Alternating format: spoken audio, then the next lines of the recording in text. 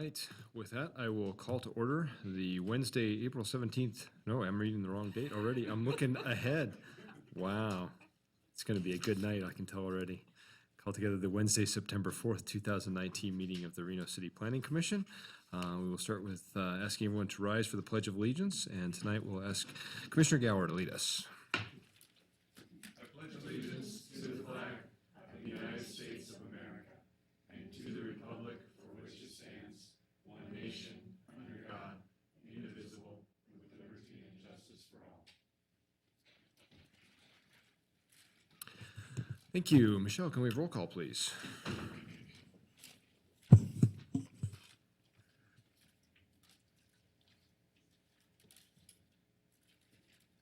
Kathleen Taylor. Here.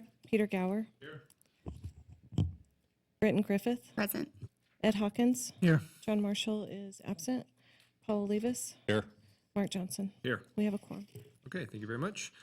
Next item on our agenda is public comment. For either public comment on any action item or for any general public comment. I have one request to speak form here from Tammy Holt still.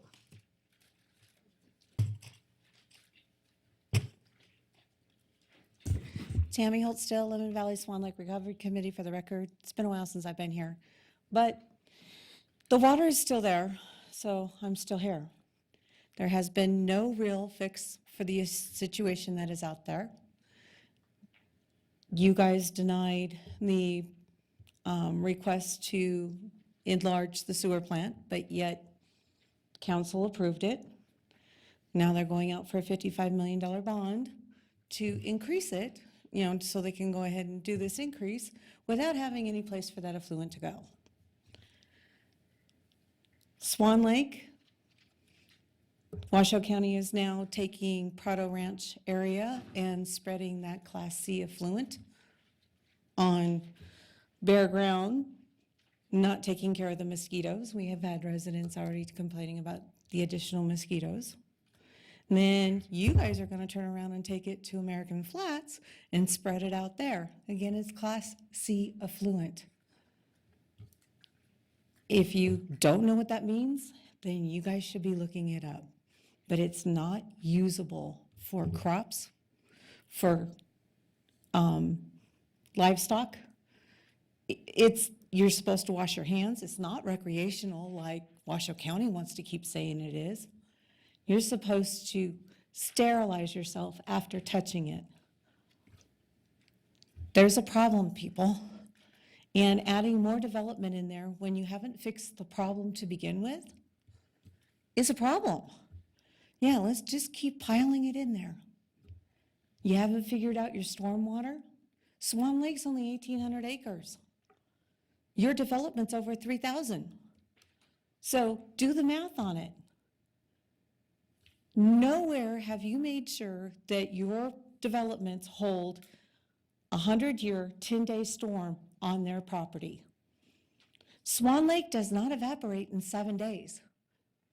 So letting it go to a lake that is already flooded isn't going to do anything but make it more flooded. There's a problem. It's time for you guys to say, hey, council, we've got a problem. And having conflict of interest on the boards and stuff really bothers me also, especially when they're always for the developers. Thank you. Thank you, Tammy. Michelle, do we have any other request to speak forms under this item? I do not. Anyone else wishing to make public comment under this item? Okay, seeing that, I will close that, bring it back to the agenda for approval of minutes for the April 17th, 2019 Planning Commission meeting. Commissioner Gower, move to approve. Have a motion? Commissioner Griffith, I'll second. Have a motion and a second. Any additional comment? All those in favor? Aye. Abstentions? Commissioner Taylor. Very much. Okay. Next item, item number 5, City Council Liaison Reports. This time, we do not have a city council here to provide one. Okay, thank you. Next on the agenda, presentation, discussion, and potential input on Part 1 of the Land Development Code update. Arlo, we start with you. Good afternoon, Commissioners. Arlo Stockham, Community Development Director. With me here today are our consultants from Colorado, Matt Goebel and Paul Donegan with Clarion Associates. We're very excited to launch into this next phase of our code update process. Our presentation focuses primarily on the content and organization of this first of 3 modules of code, along with a little bit on the process moving forward. We delivered similar presentations at 2 public workshops, one yesterday and one this morning. So this is kind of a repeat of that. I don't think there's anyone here who's already heard us. And certainly we're always open to input, but that really isn't the focus of this meeting. It's more an introduction to the material, and we'll be following up in the coming months to, once you've had a chance to review everything, coming back for input and suggestions for moving forward. So I'm going to kick it off with a brief intro and then hand it over to the consulting team to go through the content of this first module of code. We're going to touch on project background, how we got here. There's really 2 pieces to this part 1 of code, the zoning districts and the use regulation chunks, a little bit on next steps, and then open it up for any questions and discussion that we may have. You've all seen this slide, but we like to remind everyone that we do have a focus scope for the code update, ease of use for the code, predictability, and transparency. I want to remind everyone, this is our code. It's extremely thick and extremely complex for those of you who use it. So a big part of this effort is simplifying the code and making it easier to use and understand, and kind of consolidating very similar regulations into 1 set instead of 10 sets saying similar things, as well as implementing the master plan, which is pretty far-reaching as well. The master plan really does provide the framework for the code update. You're seeing the maps for the structure plan and the master plan land uses. The code update's a priority implementation measure for the new master plan, and this is really where the policy ideas that were adopted into the master plan hit the road in terms of regulations. So we're getting a lot more interest in, the details of how we implement these master plan policies. Schedule-wise, we've been working through these monthly meetings with the issue sheets, which work to refine the preliminary code assessment reports we got from Clarion, and kind of fleshing out the scope of work for this update, which topics we would focus on amending, which topics would generally stay the same. So we're wrapping up that process, and now we're moving into the code drafting phase to be released in 3 phases. We're going to be continuing to take public input throughout as we release each chunk of code and kind of building it up to be a complete code.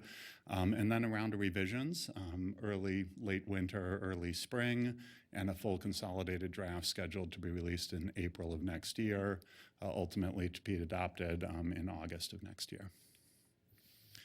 The key recommendations out of the code assessment report are really boiled down to this list of 8.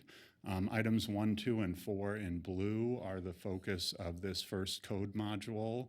The improve user friendliness, kind of in green there, is just something we're trying to do throughout.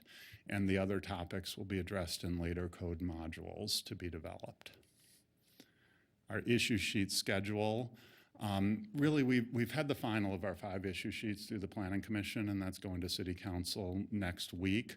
We do have a schedule for a contingency meeting, and I know there were a couple things to bring back, but we don't really intend to create another issue sheet, more of just an open discussion of anything else we want to talk about. And we do want to start rolling into the details that are included in these code modules as we start moving forward.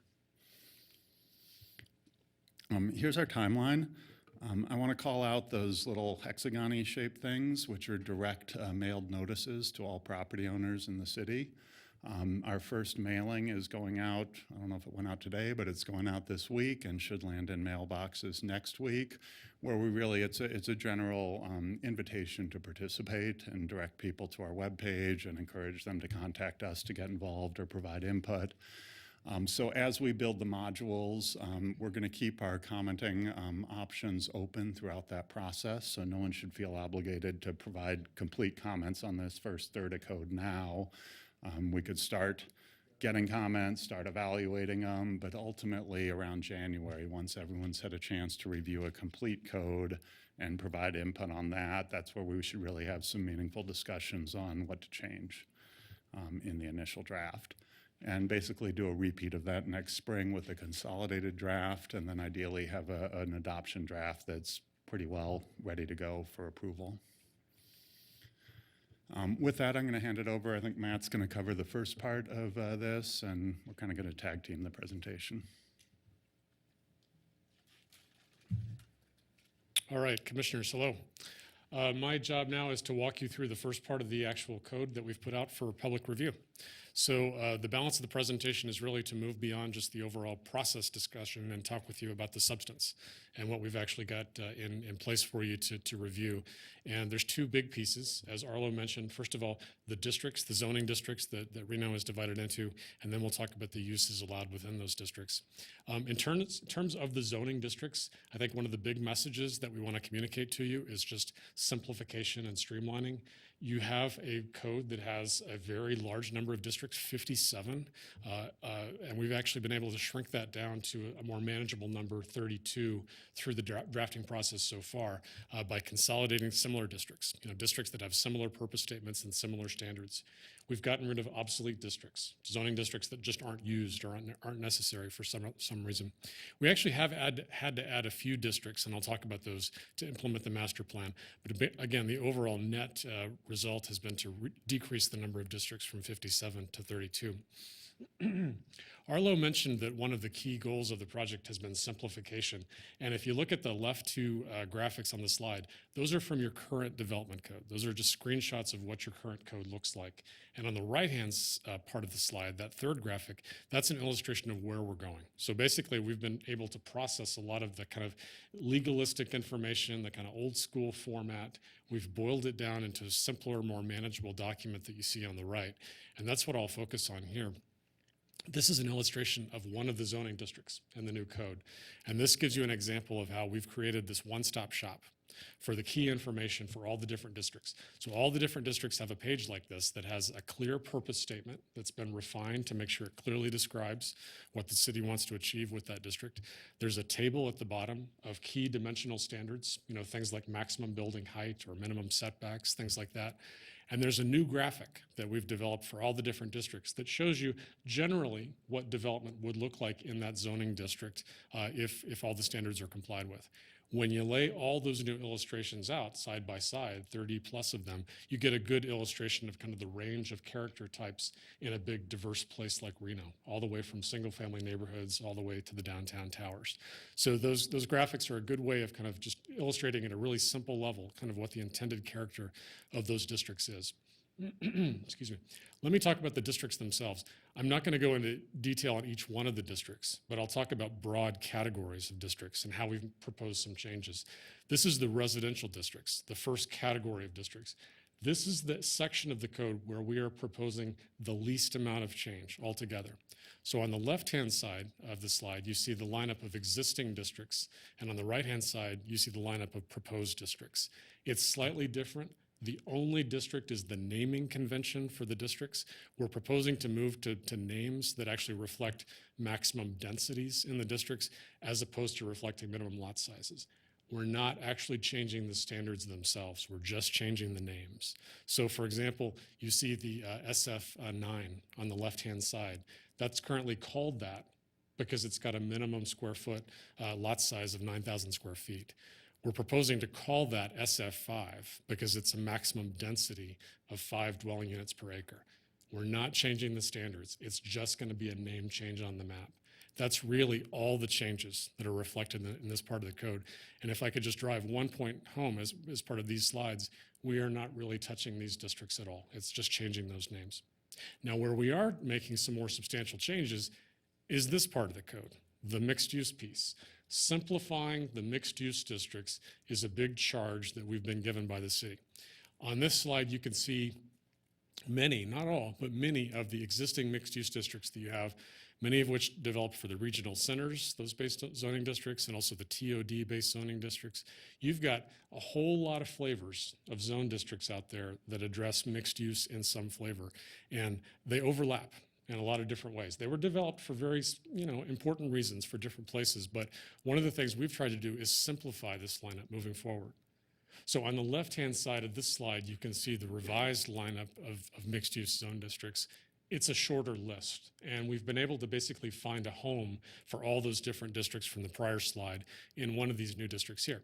So at the top-hand part of the table, you can see there's a half dozen MD districts. Those are all the mixed-use downtown districts. And so the mixed use is divided, the downtown is divided more logically into entertainment, university, Riverwalk, et cetera, based on just a simplification of what you've got now. Same thing applies to all the different districts on this slide. On the right-hand side of the slide, you can see some examples of what our thinking was as we pulled all this stuff together.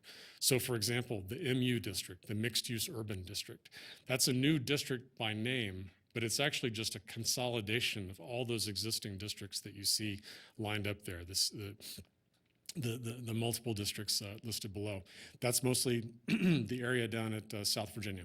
A mixed-use urban is a new district that consolidates a lot of very similar standards from your current code.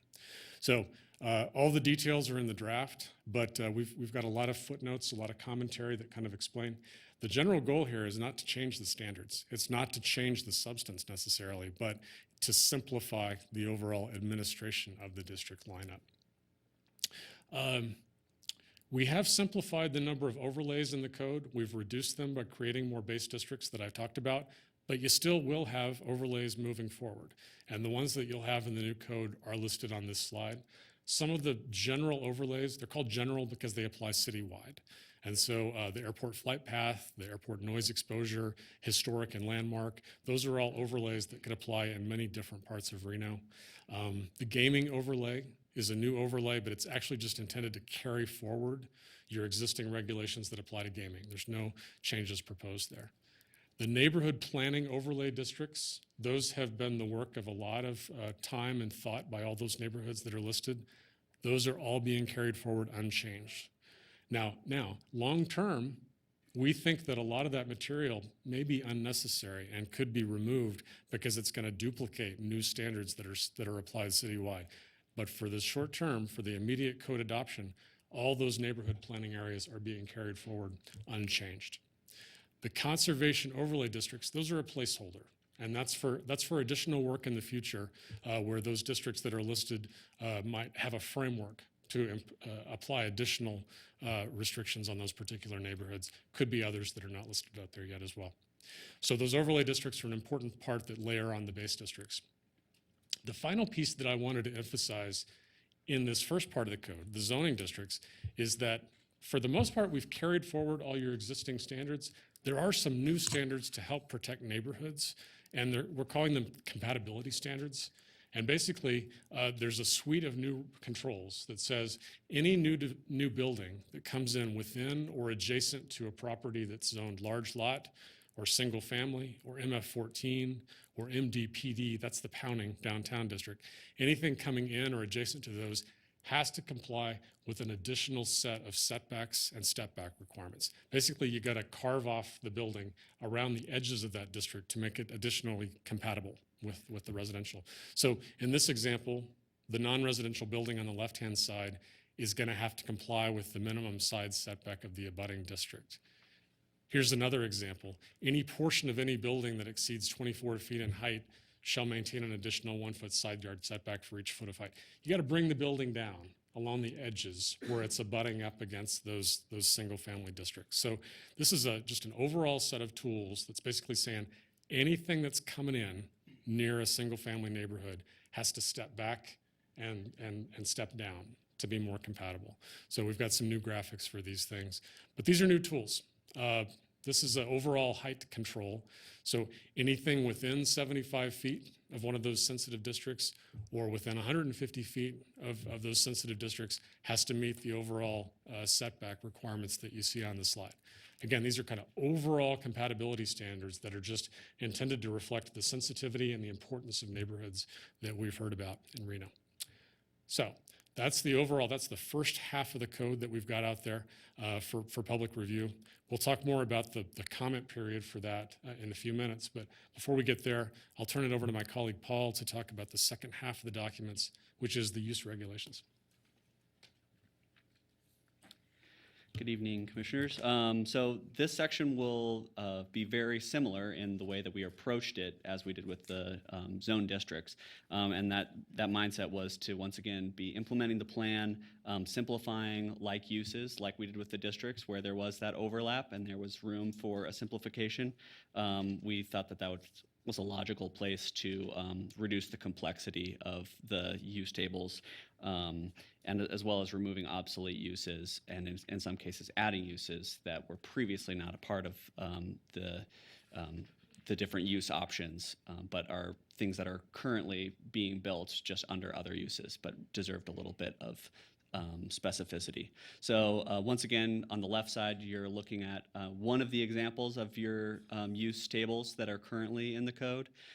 There are several of these. They're grouped generally by residential, non-residential, and then there's other use tables for those transit-oriented development overlays and the regional center districts as well. And what we did is we were able to take all of these tables that were sort of scattered throughout this, the use standards section, and bring them all into one table. And that allows you to be able to look at every use possibility, every zoning district on one table. And that way you can see if you're looking at developing in a certain district, you can see all the uses that are allowed. And if you're looking at developing a certain use, you can see all the districts in which that use is allowed. And this slide zooms in a little bit to show you that. You'll see the color coding is the really important thing to look at that is available just in this draft as a way to make it clear where there have been changes that have been made, and also make it clear where changes are not being made. And so you'll see that most places there, the color coding is white, and that is a continuation of the existing use permissions.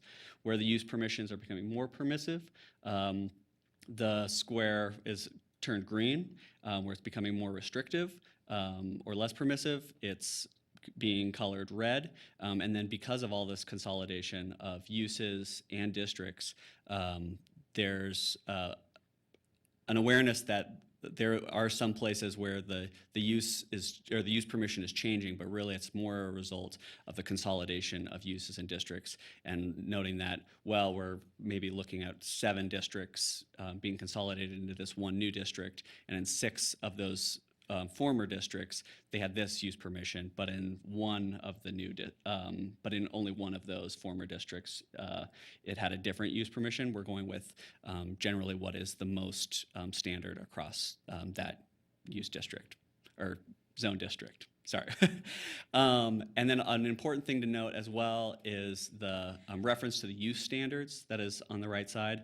And with the use standards, those are standards that apply regardless of whether it's permitted by right, or by SUP, special use permit, or by additional review. And those standards are going to be generally carried forward. There's not a ton of changes that we're proposing. In general, the existing standards are solid, and I would say the most important area to look for changes would be in those auto-oriented uses, where based on the master plan and community feedback, there was concern about the amount of, or I guess the specific standards that need to be applied for those auto-oriented uses, drive-throughs, auto sales, for example, that are adjacent to residential areas, and having some additional standards that maybe limit the scope of where those uses would be permitted. As you're reviewing the code throughout, you'll be noticing these commentary boxes, the blue boxes at the top, and those are associated with a lot of the chapter or article headings where where we dive into specific issues, and that's going to walk you through the specific purpose of any changes that are made in that section, as well as just highlighting some of the key things that have changed. And additionally, as Matt alluded to, there will be footnotes throughout, and that is wherever there are specific changes that are made that we're noting. So there's not anywhere where new content was added or major changes were made without having that footnote that lets you know what's been changed there. So I'll hand it back over to Matt. Thank you, sir. Just a few more slides. So that's really our summary of the substance that's in the drafts. Just a few more slides on process and how we're rolling this out. The city staff has got additional open houses scheduled on these. They mentioned that we had 2 open houses already, one yesterday, one today. They've got more scheduled that you see here. More will be scheduled. One of the things to emphasize here is the graphic on the right, which shows you how this is going to be put online. And the city stakeholders, city residents and property owners and everyone is going to be able to go in and look at these drafts and actually input comments directly. They can say, hey, I like this overall chapter, or they can zero in on a particular line and say, hey, I don't like this word choice. And it's going to be a very good opportunity for really direct comment by everyone to kind of zero in. And you'll be able to see comments that other people make on the same section. So that's a great opportunity. Not a lot of communities have done that in terms of projects like this. So that's a really good opportunity that the city has invested in. There's more information about the project at reno.gov/zoning. They're going to be building a project library. They're going to continue to post information there about the project. This presentation will be there up at the website as well. So the drafting continues furiously. We're working in the background on developing the development and design standards. We've already worked with quite a bit of that. We just got out of a meeting talking about staff with that piece. That's what you'll see next. That's all the quality standards, things like natural resource protection and building design and parking, all that kind of stuff. Administration and procedures will come next. Again, you're going to see a full consolidated draft of the code in 2020 that incorporates comments that we've received on all these modules. I wanted to talk a little bit just about what happens after the code is adopted, because this isn't necessarily the end of the road. This is a big project to get to a final adoption of a new code. But even when that happens, it's a living document, and the city will need to monitor it to ensure that it's as effective as it could be. And we oftentimes see communities step back and say, how many variances did we get in the new code? Or how many interpretations did we get of vague terms? And that'll provide an opportunity just for ongoing cleanup and refinement of the document moving forward. You shouldn't have to wait 30 or 40 years to do a code update. It should become a part of regular practice to make sure that you're implementing the plan and meeting the city's goals on a regular basis. There also are additional amendment topics that could get brought forward as separate freestanding amendments to the new code. Got a few examples up there. Maybe some more significant edits to the sign ordinance could be considered. Or the city has talked about more wildfire mitigation standards, especially in wildfire-prone areas. Those are potential things that could surface as separate projects that would get folded into the new code over time. They're not part of this initial effort right now. Neighborhood efforts. Neighborhood engagement has continued throughout this project. It will continue after the project as well. I think one of the things the staff has been working on is identifying neighborhood by neighborhood specific capital improvements that need to be done, and also looking at the zoning in place that's in particular neighborhoods, going back to those neighborhood planning overlays that I mentioned, for example, and evaluating, do there need to be updates to those over time based on the new code? All those types of things will be looked at long term. The code itself is important. We're rewriting the code, but the zoning map is equally important. The zoning map applies the rules that we're talking about to individual parcels, and the city will be looking at updating the zoning map along with this exercise. And I don't want to get into the details of this. It's still very premature, but I think one of the big ideas is just to recognize that some of the changes will be really straightforward and can be adopted at the same time as the new zoning code. Other changes will take more time and thought, and they'll probably follow up with the code adoption, after the code adoption. For example, some of the short-term things that could be done is just changing the names of the residential districts. We're not changing the standards, that's just the name changes. That probably can be done very quickly.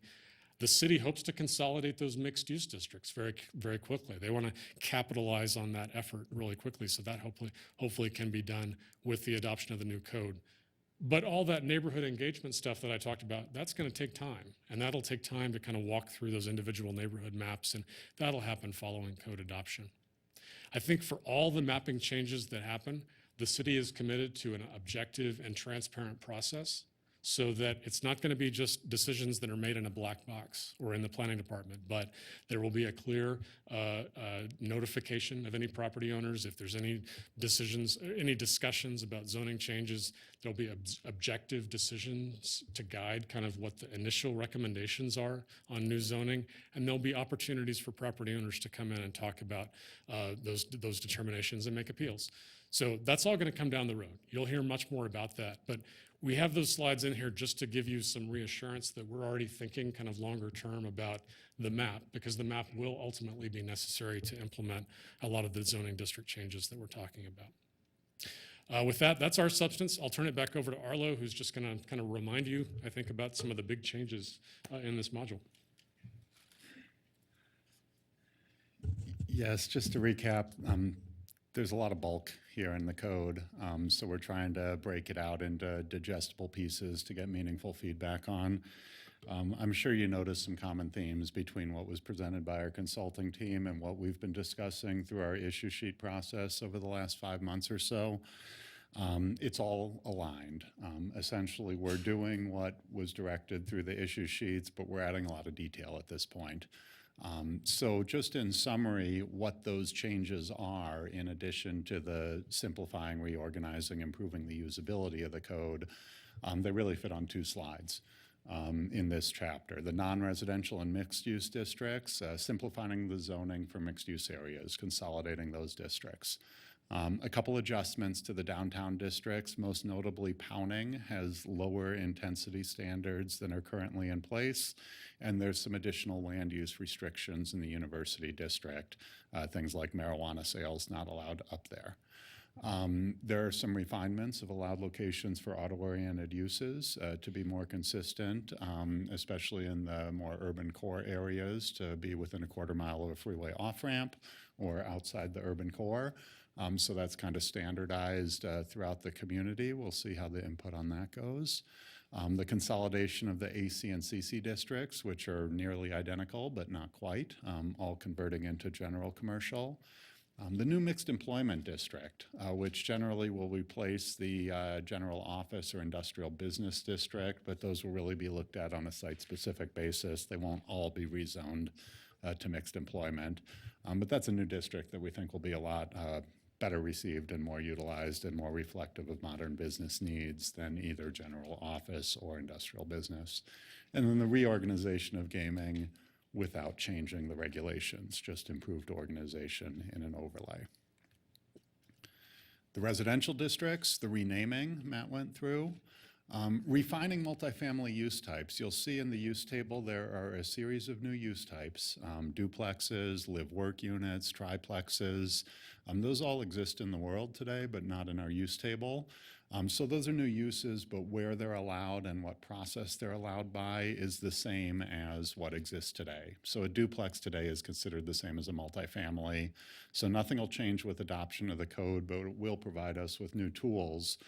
As we go out to neighborhoods, there may be areas that would want to embrace, say, a duplex or a fourplex, but not a full multifamily complex. We would have a tool in code to differentiate those use types. Same thing with live-work, where they're allowed today. It's where residential and offices are allowed, but it's a new use type that we may be able to apply elsewhere in the future. The conservation, I'm sorry, I skipped right over what we're not doing. We're not changing the rules related to short-term rentals, ADUs, accessory dwelling units, or guest quarters in accordance with our earlier discussions. They're the placeholders for the conservation overlay districts. The new residential compatibility standards that Matt touched on, that's really trying to respond to some of the neighborhood concerns about the impacts of infill and intensification within neighborhoods. That's going to be part of it. Those will complement the residential adjacency standards and the site and building design standards that are coming out with Module 2, but it's an important piece of it. This step 2 neighborhood engagement process, it's kind of the soft touch to initiating changes within neighborhoods that we discussed, I think, 3 or 4 months ago, rather than looking at rezoning sites within neighborhoods altogether with the code update. We would go out and engage each neighborhood and work with the affected folks to determine appropriate sites for change. And the neighborhood plan overlay districts, keeping them for now, But ultimately, a lot of those standards are redundant with new city standards that will apply citywide, so we want to address those in conjunction with our neighborhood outreach. So that's really the suite of changes in this module. We just went through that on 2 slides. Fairly targeted. I really want to emphasize in closing, we have all sorts of ways people can provide input, and we really do encourage and invite anyone here, anyone watching on TV, please contact us. If you have questions, I know the zoning code's complex, we can answer questions. If you have any input, whether it's just big picture general stuff or very specific stuff, this is a work in process. It's far from finished, and we really want to invite public input. We believe that the more people who are involved and provide input makes for a stronger code that will be more lasting and more durable and more reflective of community interests overall. So with that, all the information for anyone who wants to see, go to reno.gov/zoning. And with that, that's our presentation. We'll open it up to any questions or discussions or however you'd like to run it. All right. Thank you, Arlo. Commissioners, a lot to take in here. Does anybody have any questions or comments for presenters? Commissioner Hawkins. Thank you, Mr. Chair. Arlo, SF9 to SF5, could you explain that again? Because that just went over my head and Yeah. it doesn't feel right. It's a naming convention. In most of our zoning districts, the names reflect the density in acres. So you have MF30 zoning is 30 units per acre. We have 4 districts right now that are different. The SF districts, the naming convention reflects lot sizes. So it's really converting the naming convention for those single-family districts to match up with our naming convention. So then every residential district we have, the name reflects the density in units per acre. So it's making it like MF14 is 14 units per acre. So then instead of a SF9, which is 9,000 square foot lot sizes, that adds up to 5 units per acre. It's becoming SF5. So it's a little change to get used to a new name, and some people may say, why are we changing the name? But over a longer term, it's going to be more intuitive once people get used to it. Commissioners, additional questions? Comments? Mr. Taylor. Thank you. I have 3 quick questions and a comment first. So I think the outreach is fantastic because I'm hearing about the opportunities through other industry events, that the opportunities are there.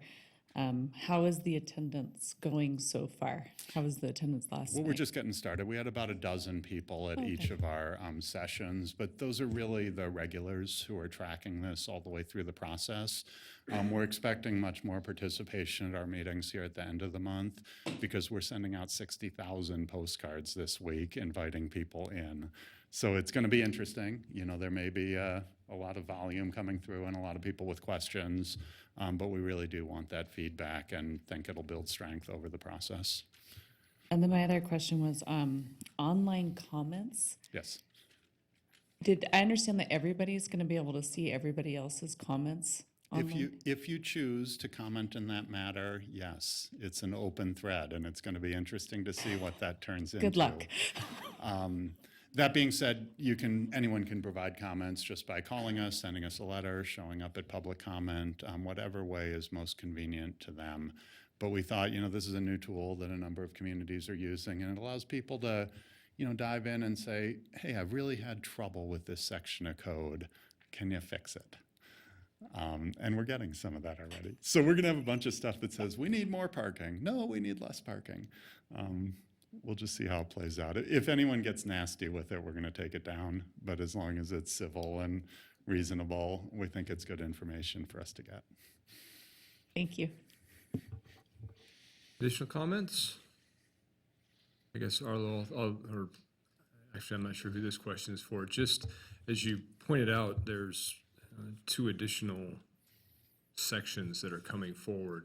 We obviously have a draft of the first one, and I'm assuming that as we're moving through, there's going to be modifications in, say, the second part or the third part that may directly tie back to the first part. Correct. During any of those subsequent releases or any of the comment period that's going on there, will there be a revision to say the first section prior to the final draft of all of them being released? It's a great question because it's a big chunk of code. You know, how do we manage this? Our plan is not to revise this module until all the modules are out and we get comments on the totality of the code and then go through a significant round of modifications. I do intend to bring forward for discussion kind of the major themes we're hearing, and we're anticipating we're going to end up with a list. I don't know how long the list is going to be of kind of hot topics. I can almost guarantee you parking's going to be on it, and we may need to do deeper dives into certain topics as we move into a consolidated code. But overall, this module that we're just releasing now, that's going to be out there through the new year before we do modifications to it and distribute a revised draft.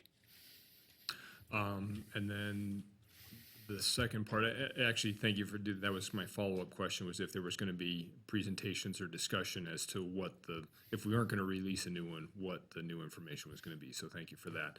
And I guess just the last comment, as far as the reorganization, I'll direct this to you. Thank you for the summarization. I think those of us just up here, when we have to go through 14 sheets of pages of all the uses for a particular zone change, I think it's appreciated that we can now see it on one page. And then the consolidation of the zoning districts to see graphically what's going on there. I'm just hoping that not everybody decides they need a blue roof, because that's what's in the zone. So if there's no additional questions, I do want to throw this open to see if there's any public comment on this item before we move on to the next agenda item. Is there anyone wishing to make public comment on this item?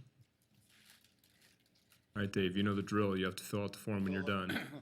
Fill out the card. I wasn't sure what time I'd get here tonight, but I've started taking a look at the sections, and I've got to tell you, it sounds like you've looked at the table and you really like seeing everything all on one table.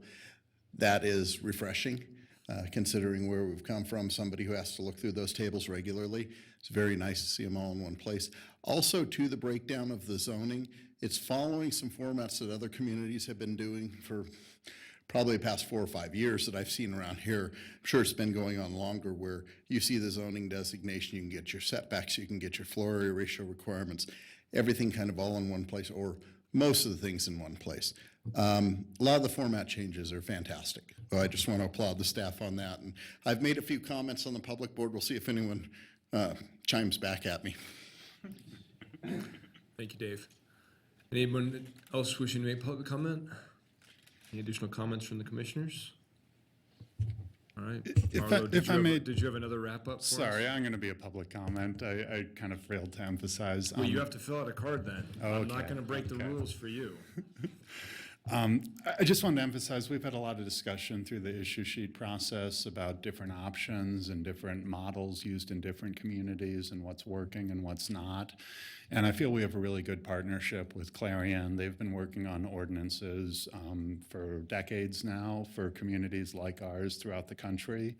Combined with our local knowledge, we think it's a real good team where we can kind of see what's working and what's not working, both in other communities here in Northern Nevada, but also nationally. So a lot of the things we've been discussing are things other communities are discussing as well. And when we get into this development standards section, which is really the biggest chunk is coming next, we may bring you some options and alternatives and different approaches to use that other places have used, kind of in line with our issue sheet discussion. But it's been really interesting for us having the team out here for 2 days, you know, hearing what's working in other communities, maybe what created controversy, what's been working real well. I think we can learn from those experiences and not copy people. Reno's unique, but at the same time, many people are facing similar discussions. So I just wanted to make sure we included that and prep you for the possibility that we may bring you a couple options. We may not. We may bring a preferred option. We're still building it. So thank you. Okay. Thank you, Arlo. Okay, and thank you guys for the presentation. Appreciate it. Okay, Next on our agenda, item number 7, a presentation on the 2019 Truckee Meadows Regional Plan update, including the draft plan, policy concepts, and the process undertaken in updating the plan, as well as next steps and expected adoption of the new plan. I have to read all the boldface area there, so that's why Thanks. you got the whole introduction. No worries. Thank you. Jeremy Smith, for the record. I am the new interim director at Truckee Meadows Regional Planning Agency, and I'm really pleased to be here tonight to take you guys through some of the high points of our new regional plan draft that is out for public review right now. Some of you sit on the Regional Planning Commission, so you've been along for this ride for some time. But for some of you, it may be fresh. Okay, so what we're trying to do is every 5 years, we're required by state law to update the regional plan. And I've been at the agency since 2011. We did an update in 2012. It wasn't particularly substantive. So we really wanted to dig in and take a look at the policies in the existing plan and this go around. And this is sort of the pyramid of what led us to the draft plan that's out there today. And I'll just go ahead and say that it's available on plantruckeemeadows.org. I'll say that again, but plantruckeemeadows.org, that's where you can go for a schedule of engagement, to get the draft plan, to check out scenarios, online mapping, some fun stuff there. But we started work on this really back in 2013 with our industrial land needs analysis. That was some of the supportive efforts that we undertook, trying to get a handle on data and information about different kinds of development in the region. We kind of followed that up with a housing study, the regional housing study, that looked at 2 scenarios of how we could grow over 20 years and what the different implications of those 2 different scenarios might be. In addition, we were involved in a program at Portland State University, the Urban Accelerator Series, Urban Sustainability Accelerator, I believe it was called. It's with Robert Liberty up there. We teamed up with a group from mid-Michigan, and we went over this concept of regional planning nationally and how is it implemented. We had quite a few studies on how our region, or one big report about how our region was the same or different than sort of the rest of the country. We are pretty unique. We have some regulatory authority that isn't common. We do not have metropolitan planning organization status, so we don't have a lot of money. So we're more stick than carrot, but we do have some powers there from a regulatory perspective. As well, some other foundational work looking at TODs. G.B. Harrington, who also came out of that Portland State program, expert in TOD, came and we did a neat get together around that with the community and got a report on TOD. So if you're interested in any of that foundational stuff, it'll be available as supporting documents for the plan. Then we move into the next phase of the pyramid here, which is that gray area. And this is kind of the work that we did as the agency. On the left, there's scenario planning. That was building on the housing study, adding 2 more scenarios, an infill scenario and a smart greenfield scenario, really trying to create 4 different futures that were different enough that we would be able to see the differential impacts of growing one way versus another. And it often comes down to there's no right answer per se, but there are trade-offs. And so we actually are building the capacity to sort of understand our impacts before we make decisions. And then a huge chunk of the work really came into play with policy evaluation and development.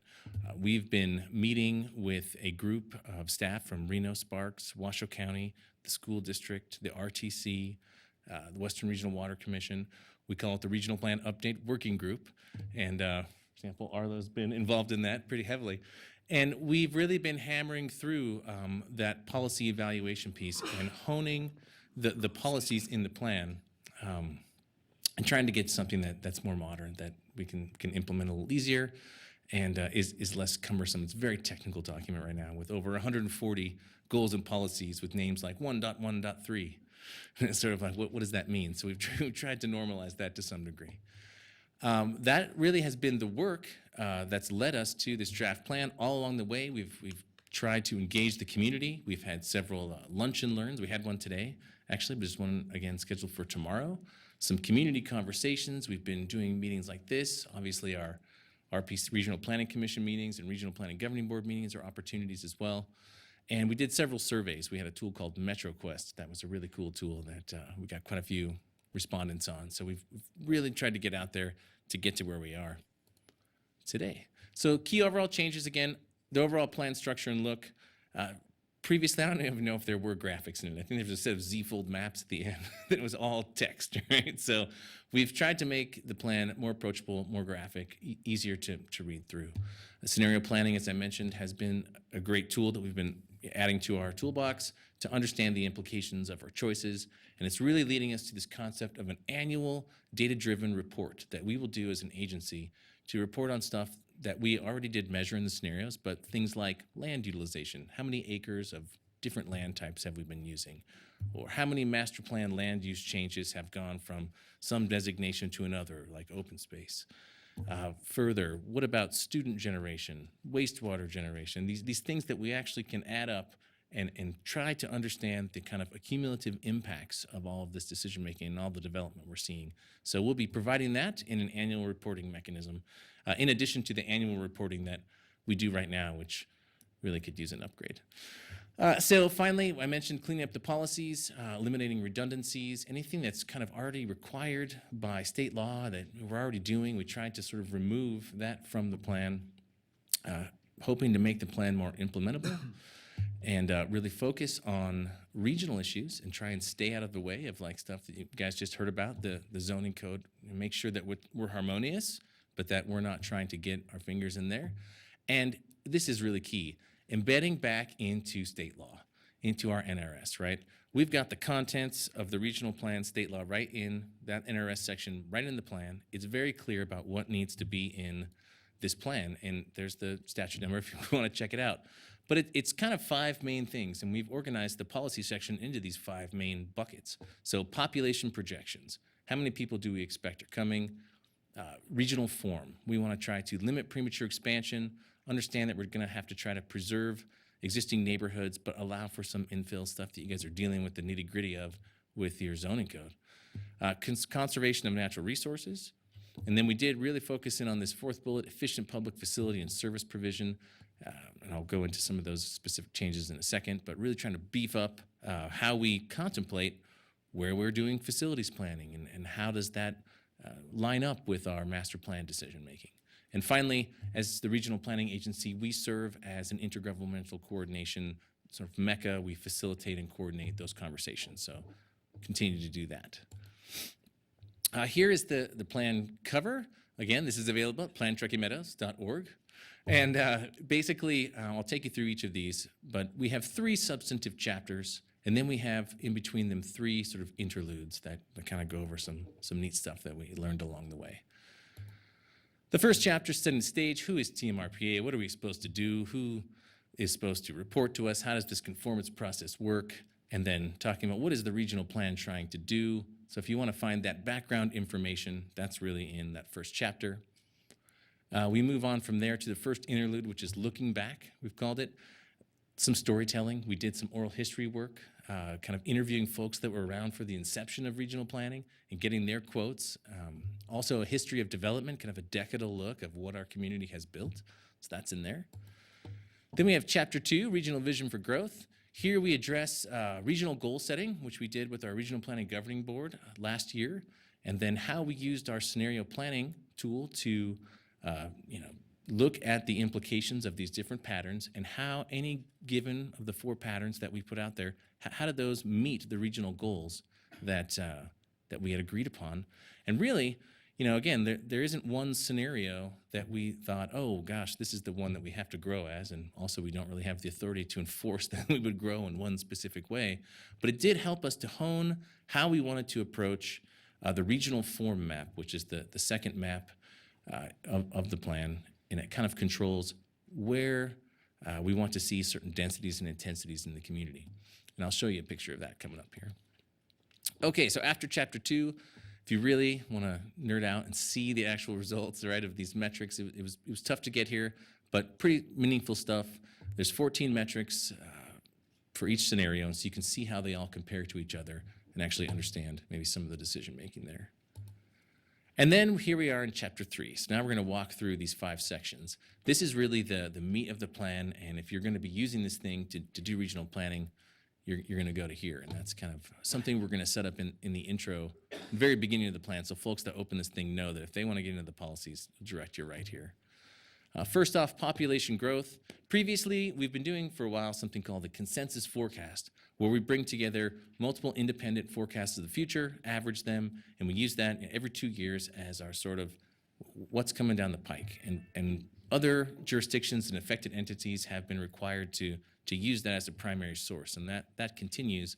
The difference is we've built that right into the plan itself. It used to be a separate document, so now it's built right into the plan.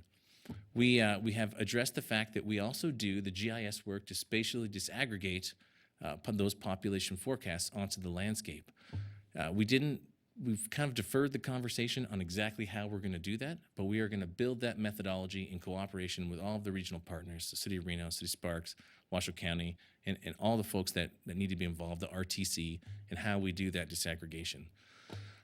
Probably the biggest change from a form perspective is this concept of tiering. And this is, we introduced things called, we're calling them regional land use designations. There's 5 tiers, and it really constitutes a refinement of the TMSA. And here's the map. We've found over the years that given the existing entitlements and the amount of vacant land we have and how they're zoned or master planned today, that we have over 20 years of potential inside that black boundary of the Truckee Meadows Services area. Well, this is a 20-year plan. So what we want to try to do with this map is understand which areas of town, right, are we trying to really focus the next greatest intensity and density into. And we heard about, mixed-use districts. That dark blue area in the center there is what we're calling the mixed-use core, and that matches up with the boundaries from within the City of Reno and City of Sparks master plans in terms of where those mixed-use districts are. That's where we're indicating that we would like to see the most density and intensity, and also a prioritization of infrastructure and service investment to support that density and intensity. Following that is the next blue color, Tier 1 land that kind of is in the McCarran Ring generally, and sort of the Legends area of Sparks. And then along some of the more traditional corridors of our community, down to the Redfield Regional Center and up to the Stead Airport. That's an area where you've got pretty wide open ability to do master plan land use changes compared to in the mixed use core, that dark area, we're actually looking at density minimums, right? A 14 dwelling unit per acre minimum is what we'd like to see in those areas. Whereas in that next blue color, it's sort of an existing. Finally, or not finally, but next we would go to the light blue Tier 2 area. That's kind of a suburban density that is expected there. The blue areas, the 3 blue areas, that's inclusive of the incorporated city boundaries of both Reno and Sparks. So if you're operating inside the city limits, then you are pretty much operating in a similar fashion as far as master plan land use changes as you have been in terms of what you can and can't do from a density and intensity perspective. Maybe slightly relaxed, actually. But that leads us then to the gray area inside the TMSA, which we're calling Tier 3. That is an area that has a couple of attributes that makes it sort of special. Number one, maybe it's already developed, and it's an area that has developed at a given density. The facilities planning has sort of been done, and it's there. So we're not looking to intensify in those areas. They're typically towards the edge. The other option would be that it's an area that hasn't been developed at all. It's maybe not even, maybe doesn't have master plan land use on it. So it's really designed to keep those areas where they are in terms of the development that's happening until we can figure out that we have the public facilities and infrastructure provisioning in place to serve them and the reason to go do that. And if we want to change these boundaries, we've basically put that decision-making process into the hands of the Regional Planning Governing Board, which is a board of elected officials, to make that final determination on whether or not these lands should be intensified. So again, really trying to tie to infrastructure and service provision.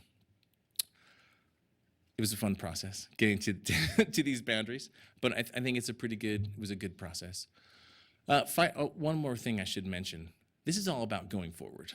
Anything that's entitled today is grandfathered in. So if you have a 500 unit subdivision PUD in one of the gray areas, it's not like anything's going away. It would just be if you wanted to intensify to 800 units, you would need to go through the regional planning process to do that. Finally, outside the hatched area, everything outside of the TMSA, we're calling the rural area, and that's a really low intensity sort of development pattern out there, 1 unit per 5 acres.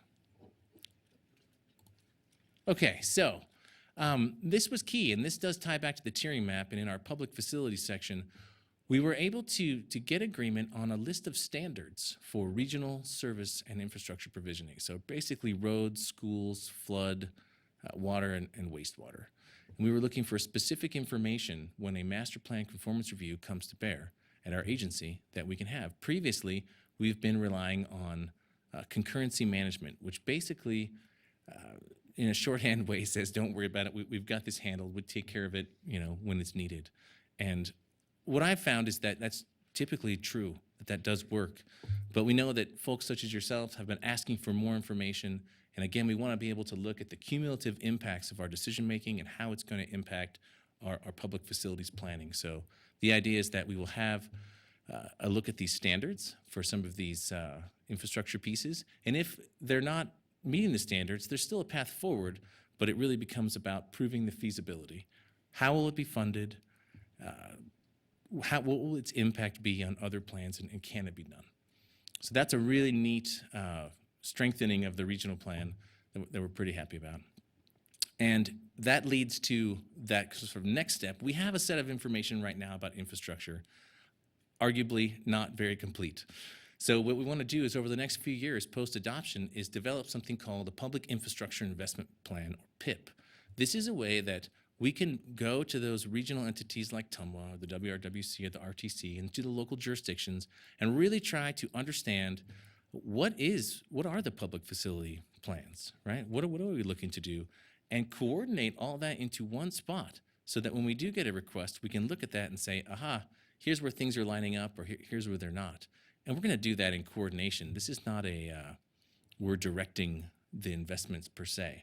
We are trying to, as a community, right, work together to do that. So I think that's going to take probably several years.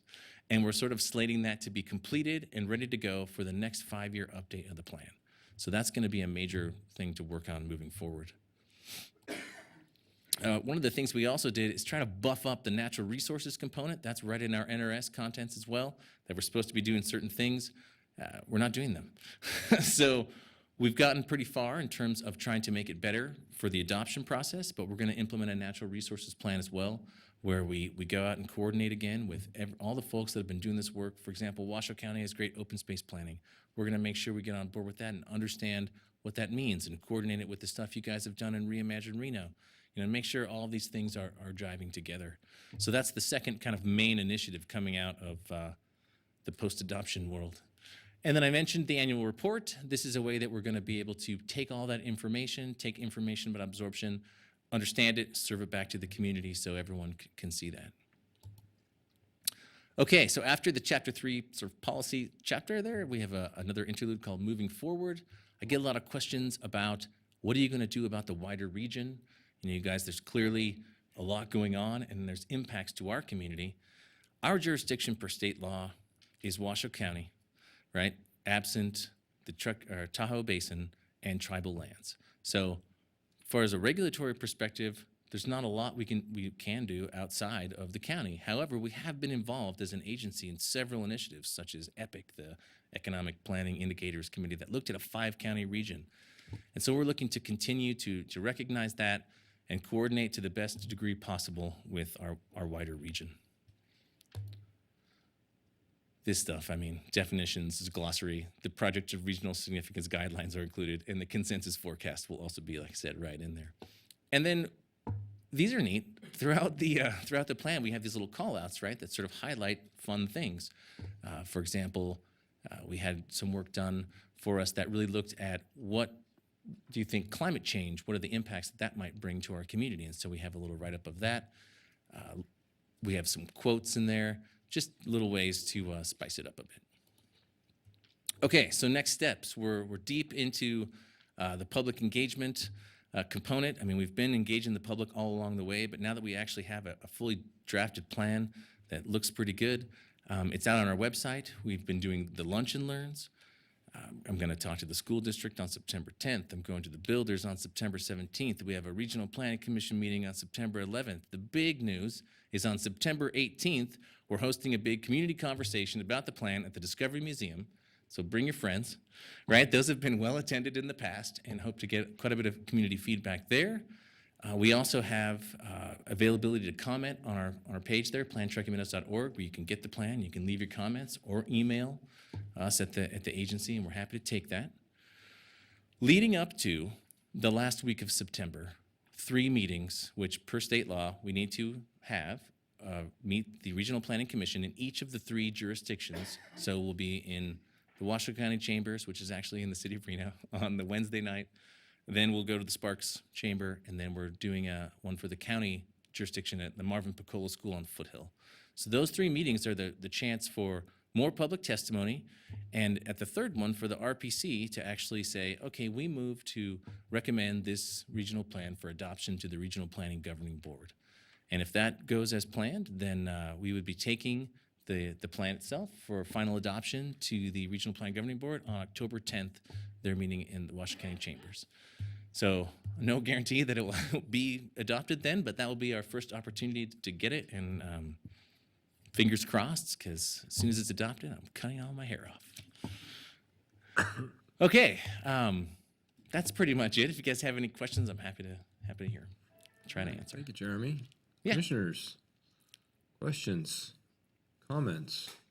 Mr. Griffith. Commissioner Griffith, I have a quick question. On the 18th at the Discovery Museum, what's the time? 6 to 8. Okay, 6 to 8, thanks. I believe, is our time. Yeah. So you can cut our meeting short, or I can cut our meeting short for that? Field trip. Put that There on you the go. agenda. Additional comments? Commissioner Mr. Gower. Chairman. Thank you, Mr. Chairman. Jeremy, what's the process once the regional plan is adopted? What is the process for the local governments going forward from there? Sure. In fact, once we get final adoption, there's a period of time for local governments and affected entities, I think it's a 6-day period, to submit their plans for conformance. We'll do the review in that period, and we'll say, here's where we see it's not matching. There's a strict 180-day period, I believe, after that, where we're looking to have those changes incorporated. We realize that that is going to be very difficult given how substantively we've changed the plan, and it may not jive. And, obviously, the City of Reno has just redone their plan. So we've handled it in the past with something called a list of scheduled additions, which we also plan to implement for harder items that need more time to be sorted out. But we're trying to put a time frame of 1 year on that, is what we've discussed sort of informally so far. So there'll be an initial review where we'll try to get everything we can to match these things up from all the local jurisdiction and affected entity plans, and then we'll move into that scheduled additions period where the dicier ones we'll have to work on them. Like, Mr. Chairman, if I could, just a follow-up question, and maybe it goes to Arlo on this, is just, what are we looking at in terms of, we just went through the master plan update process. I guess just looking for kind of a level of comfort that we're not unraveling what we did, but like Jeremy said, this is kind of reinforcing the process that we went through over the last 2, 3, 4 years. Yes, very much so. We've been participating and really working to make sure there's alignment between the new regional plan and our pretty fresh master plan. We're not anticipating any really substantial changes being needed to our master plan. There may not be any changes needed. There may be a couple details around the edges. Of course, it depends on what happens through the adoption process, but we don't think we're going to need to undo any of the major things that were done in Reimagine Reno. It's pretty much working towards the same end goal. Great. Thank you. Thanks, Jeremy. Great If I presentation. could maybe just follow up on that one. Thanks, Arlo. I totally agree. And if you look at those boundaries, which we're working to get sort of an online viewer, and of course all the data will be available to download, we're really trying to match the boundaries from the structure plan, exactly in coordination with staff. So Thank you. Great presentation. Thanks. thanks. Thank you, Mr. Chairman. Thank you, Commissioner. Additional comments or questions? Seeing none, I will do the same thing I did with the last presentation, see if there's anybody in the audience wishing to make public comment on this presentation. Seeing people running away rather than running towards, I'm going to go ahead and close public comment. And just thank you again, Jeremy, for the presentation. Thank you very much for listening. Thanks. Okay. And let's see, so we are past 6 o'clock, so I can move on to public hearings. So we'll go to item number 8.1. Unless, Michelle, do we have any reason to take a break or anything? Are we good to go? Okay. Item 8.1, case number LDC 20-00004, Damani Ranch Village 26. We'll start with a presentation from the applicant. Good evening, members of the commission. Michael Poney, McDonald Carano, on behalf of Nevada Tri-Partners, the owner and master developer of Damani Ranch. The application before you tonight is a tentative map for 95 single-family attached residential lots in Village 26 of the Damani Ranch PUD. Damani Ranch, as you are probably aware, is a nearly 2,000-acre master planned community in its 20th year of phased development, and Village 26 is one of the last remaining phases to be developed. The application is fairly straightforward. The proposed subdivision conforms with the master plan, base zoning, and the mixed residential zoning within the PUD. The site is surrounded by residential development on the east, west, and south, and to the north by a site that's been donated by the master developer to the school district for future elementary school.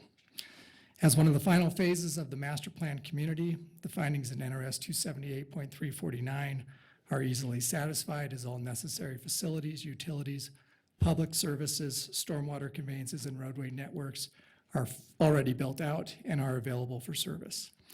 One item I would like to draw your attention to is the conditions of approval. Because this is a PUD pursuant to 278A 570, the PUD plan controls the zoning. So we asked staff to modify some of their conditions of approval to avoid any confusion and make sure that the conditions conform to Nevada law. Staff has agreed to do so, and I believe you have a memorandum from staff dated August 30th, which has those modifications. And we would request on any approval that you use those as your adopted conditions. With that background, I'm going to have Gabe Whitler from Odyssey come up to discuss the technical elements of the application, and we are both available for questions. Thank you.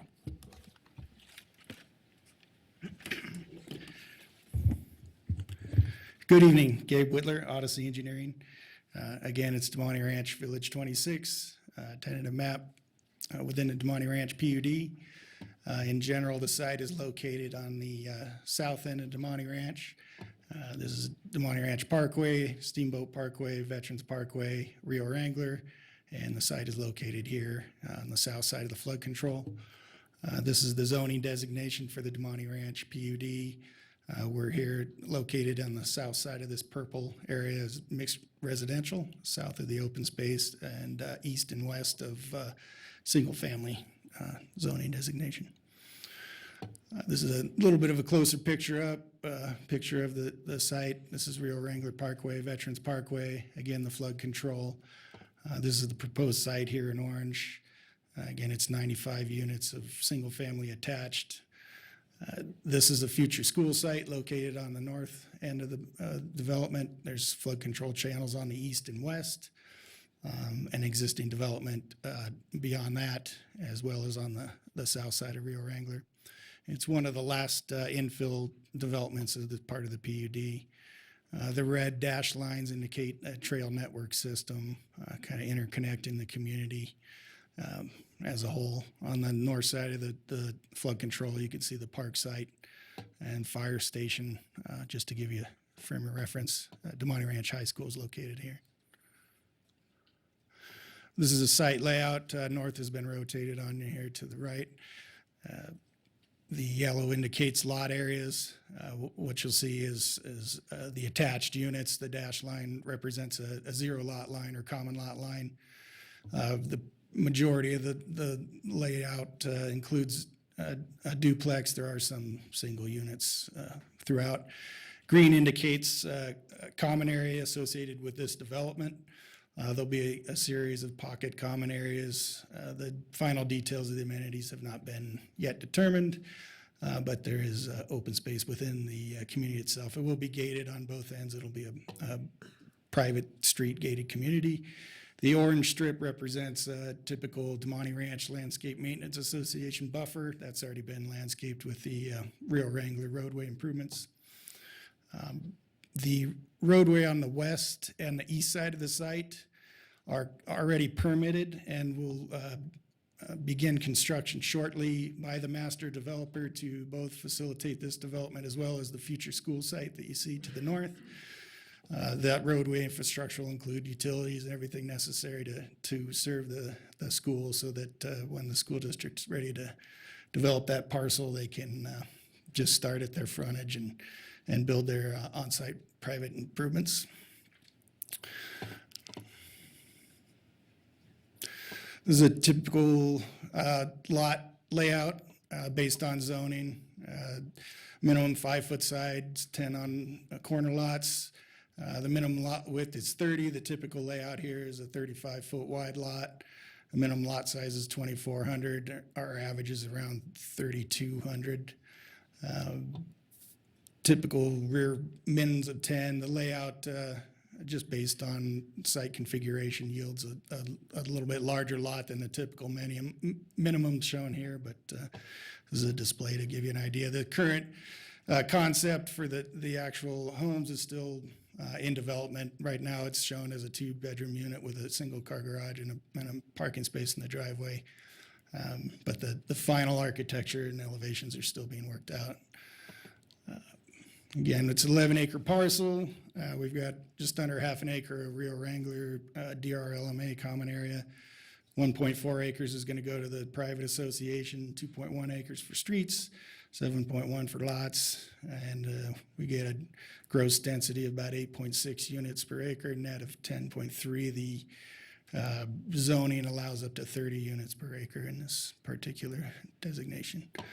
This is a little bit larger picture showing the entire school district parcel outlined in red. Again, that was donated by the master developer. This line here and the yellowish brown area represents an additional 3 acres that was donated prior to the planning for this area. The school district needed a little more land to be able to facilitate their latest school concept. So that line was moved south to accommodate that. It yielded about 2.5 acres of usable once you take out the flood control. This is a conceptual landscape plan, just kind of highlighting where the common areas are. There'll be typical street tree requirements along the perimeter. Again, it'll be gated and perimeter fenced with some common area internal. This is just the general civil site plan. Probably too much detail on here for us to strain our eyes with. Grading plan, everything generally flows to the north. With the master roadway improvements, storm drain infrastructure will be stubbed to serve the facility. Again, as part of the PUD, all the main roadway and utility infrastructure has all been sized and planned accordingly to accommodate this site. Again, master utilities, sewers stubbed in as part of the master infrastructure. Water, gas, electric, all the other utilities necessary will be constructed with this roadway extension, which will take place just before development of this site. That's the general concept. We're available if you have any questions. We did work with staff to modify those conditions again, and just to ensure that they address the PUD as well. So, thank you. All right, thank you, Gabe. We'll call you back up if we have any questions. Presentation from staff. Anne Marie, good evening. Good evening. Thank you, Commissioners. For the record, Anne Marie Lane, planner for the City of Reno. I had troubles with this last time. Remind me how to click it. I'm sorry. Just use the roller ball there. There we go. As Gabe pointed out, this is a tentative map to develop a 95-lot single-family attached residential subdivision. Oh, my apologies. The site is highlighted here. It is mixed residential surrounded by single-family to the south, west, and east. This was heard at the NAB meeting. Discussion at the NAB included concerns relating to park amenities, traffic control, and location of the school to the north of the project site in relation to the community design. As far as traffic control, this is a planned roadway network and improvements have been completed in accordance with the PUD Master Infrastructure Plan. In addition, Rio Wrangler is a regional road and this plan was submitted to RTC. No comments were provided. As far as park amenities, Gabe had pointed this out. The site provides 0.4 acres of private landscaped open space, as well as DeMonte Ranch Park, which is located to the north about half a mile. That park includes barbecue facilities, a basketball court, picnic shelter, and a playground. And the park can be accessed north of the subject site on the DeMonte Ranch Wetland Loop Trail, which is over 3 miles of paved trail that circles around the wetlands north of the subject site. Staff received a total of 6 phone calls from the public about the projects. Discussions from the phone calls included concerns relating to planned open space being reduced, building height, construction dates, and park amenities. As far as open space being reduced, staff explained that this was not a PUD amendment and that it was already zoned to allow this type of product. As far as building height, as mentioned by Gabe, this is a mixed residential. Density is allowed at 30 units per acre. The proposed net density is 10.3 units per acre. The allowed building height in mixed residential is 65 feet. The number of stories allowed is 6 stories. Again, this is a 2-bedroom, single-family attached dwelling product. Building plans and elevations are required to be submitted to the DeMonte Ranch Architectural Review Committee and city staff for approval with the final map prior to building permit approval. With that, per Nevada revised statutes and with conditions, staff was able to make all tentative map findings, A through K. The proposed motion is based upon compliance with the applicable findings. I move to approve the tentative map with conditions as amended. Staff is available for questions. If you have any concerns, both planning and engineering staff are available. Thank you. All right. Thank you, Anne-Marie. This is a public hearing, but before I open it up for public comment, I do want to bring it back to the commissioners for disclosures. I will start with Commissioner Olivas. Commissioner Olivas, I received email. Commissioner Taylor, I visited the site and received emails. Commissioner Johnson, as did I. Commissioner Griffith, as did I. Commissioner Hawkins drove past the site and read 2 emails. Commissioner Gower, as did I. Okay. Thank you. I do have at least one request to speak for on this item. If anyone wishes to make public comment, you can see Michelle and fill out one of these forms. I have a request to speak for him from Adam Searcy.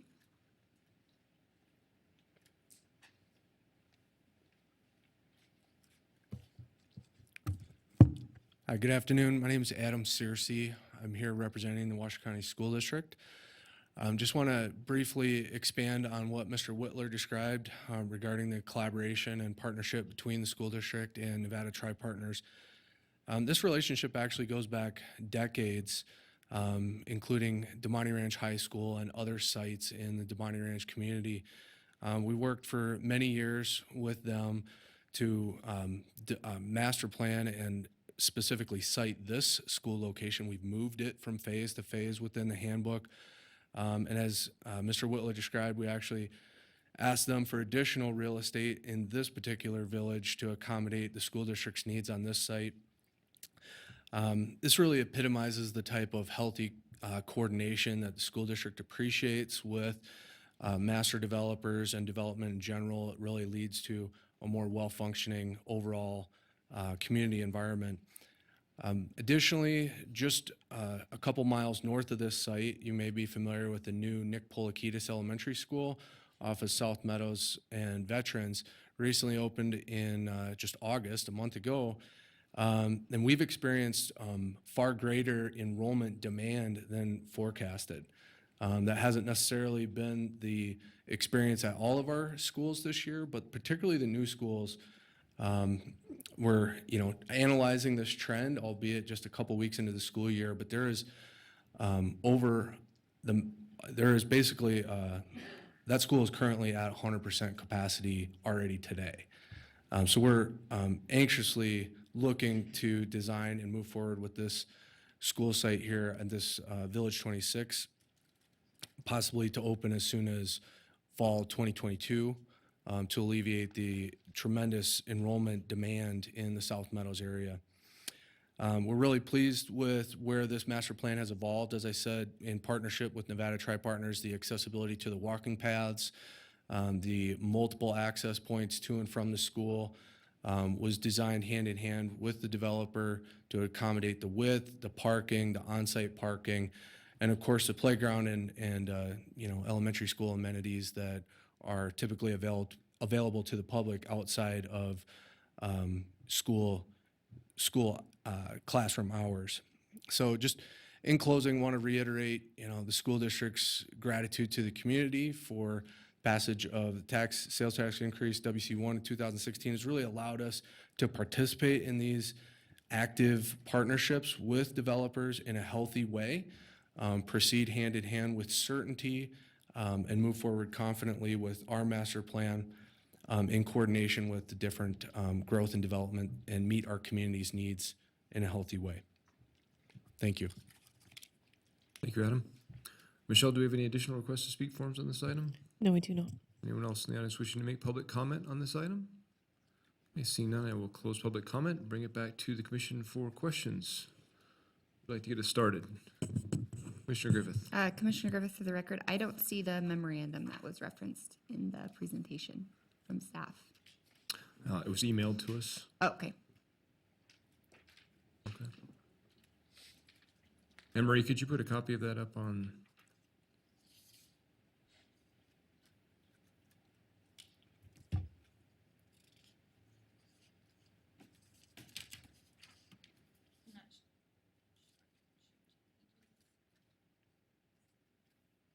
Michelle's got the magic zoom over there. She can show as many pages as you want.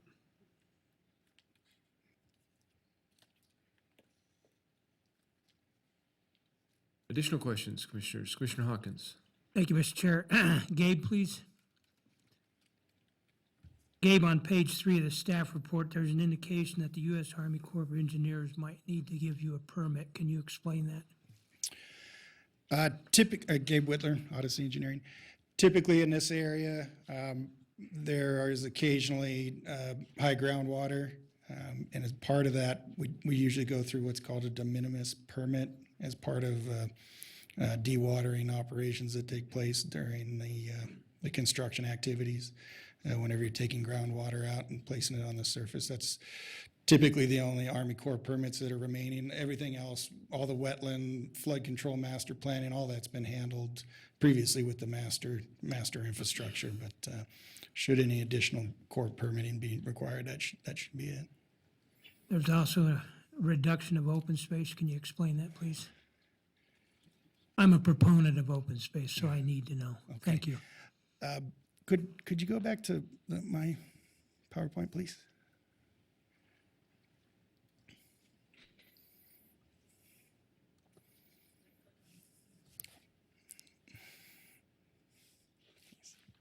Thank you. My guess is that people may be familiar with older versions of the handbook.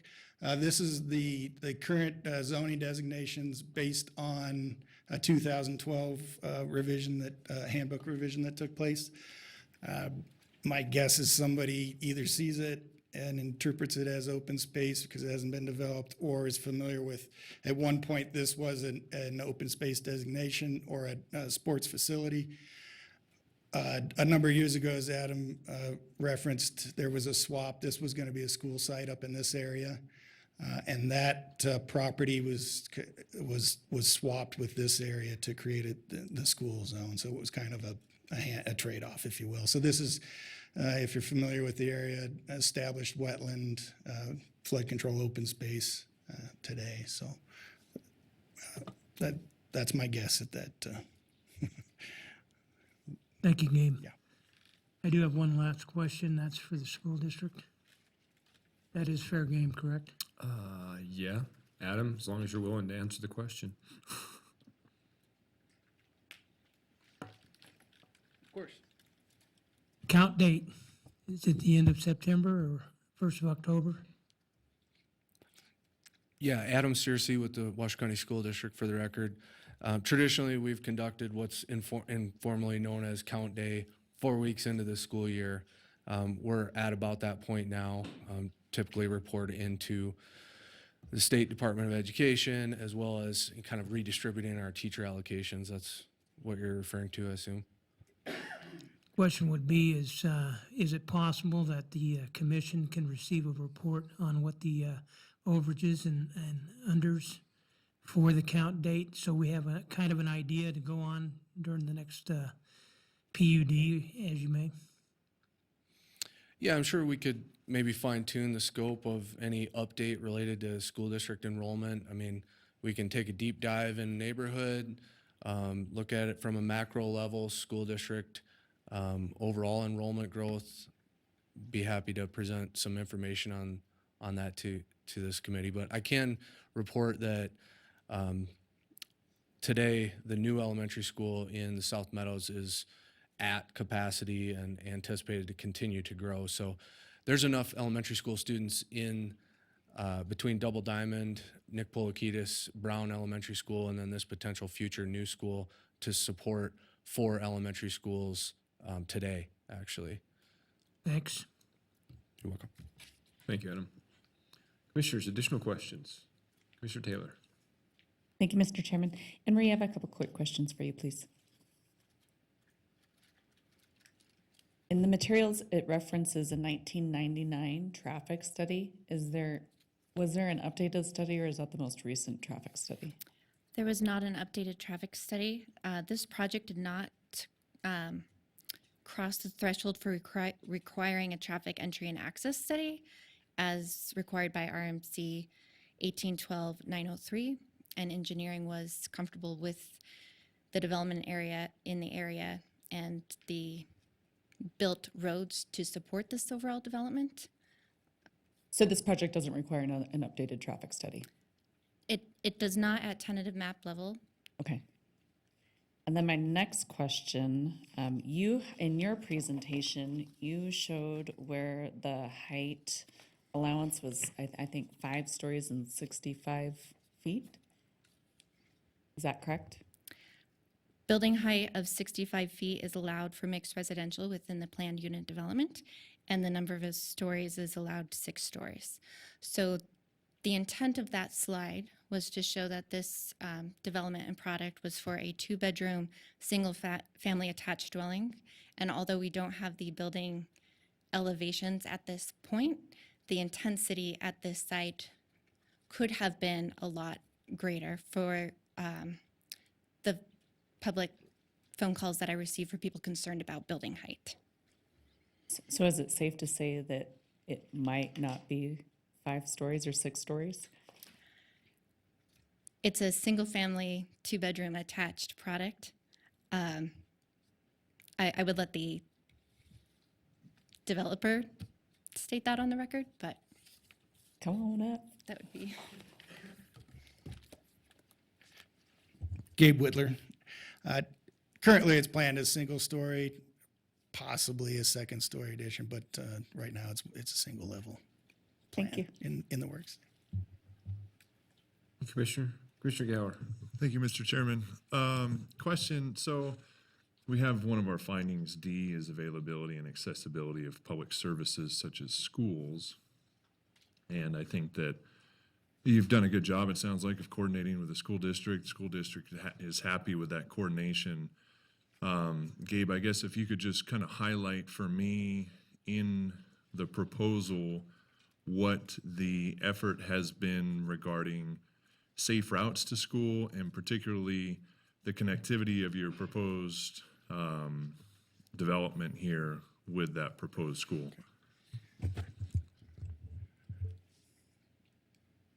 Could we go back to my, thank you.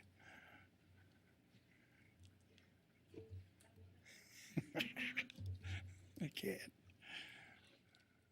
Gabe Whitler.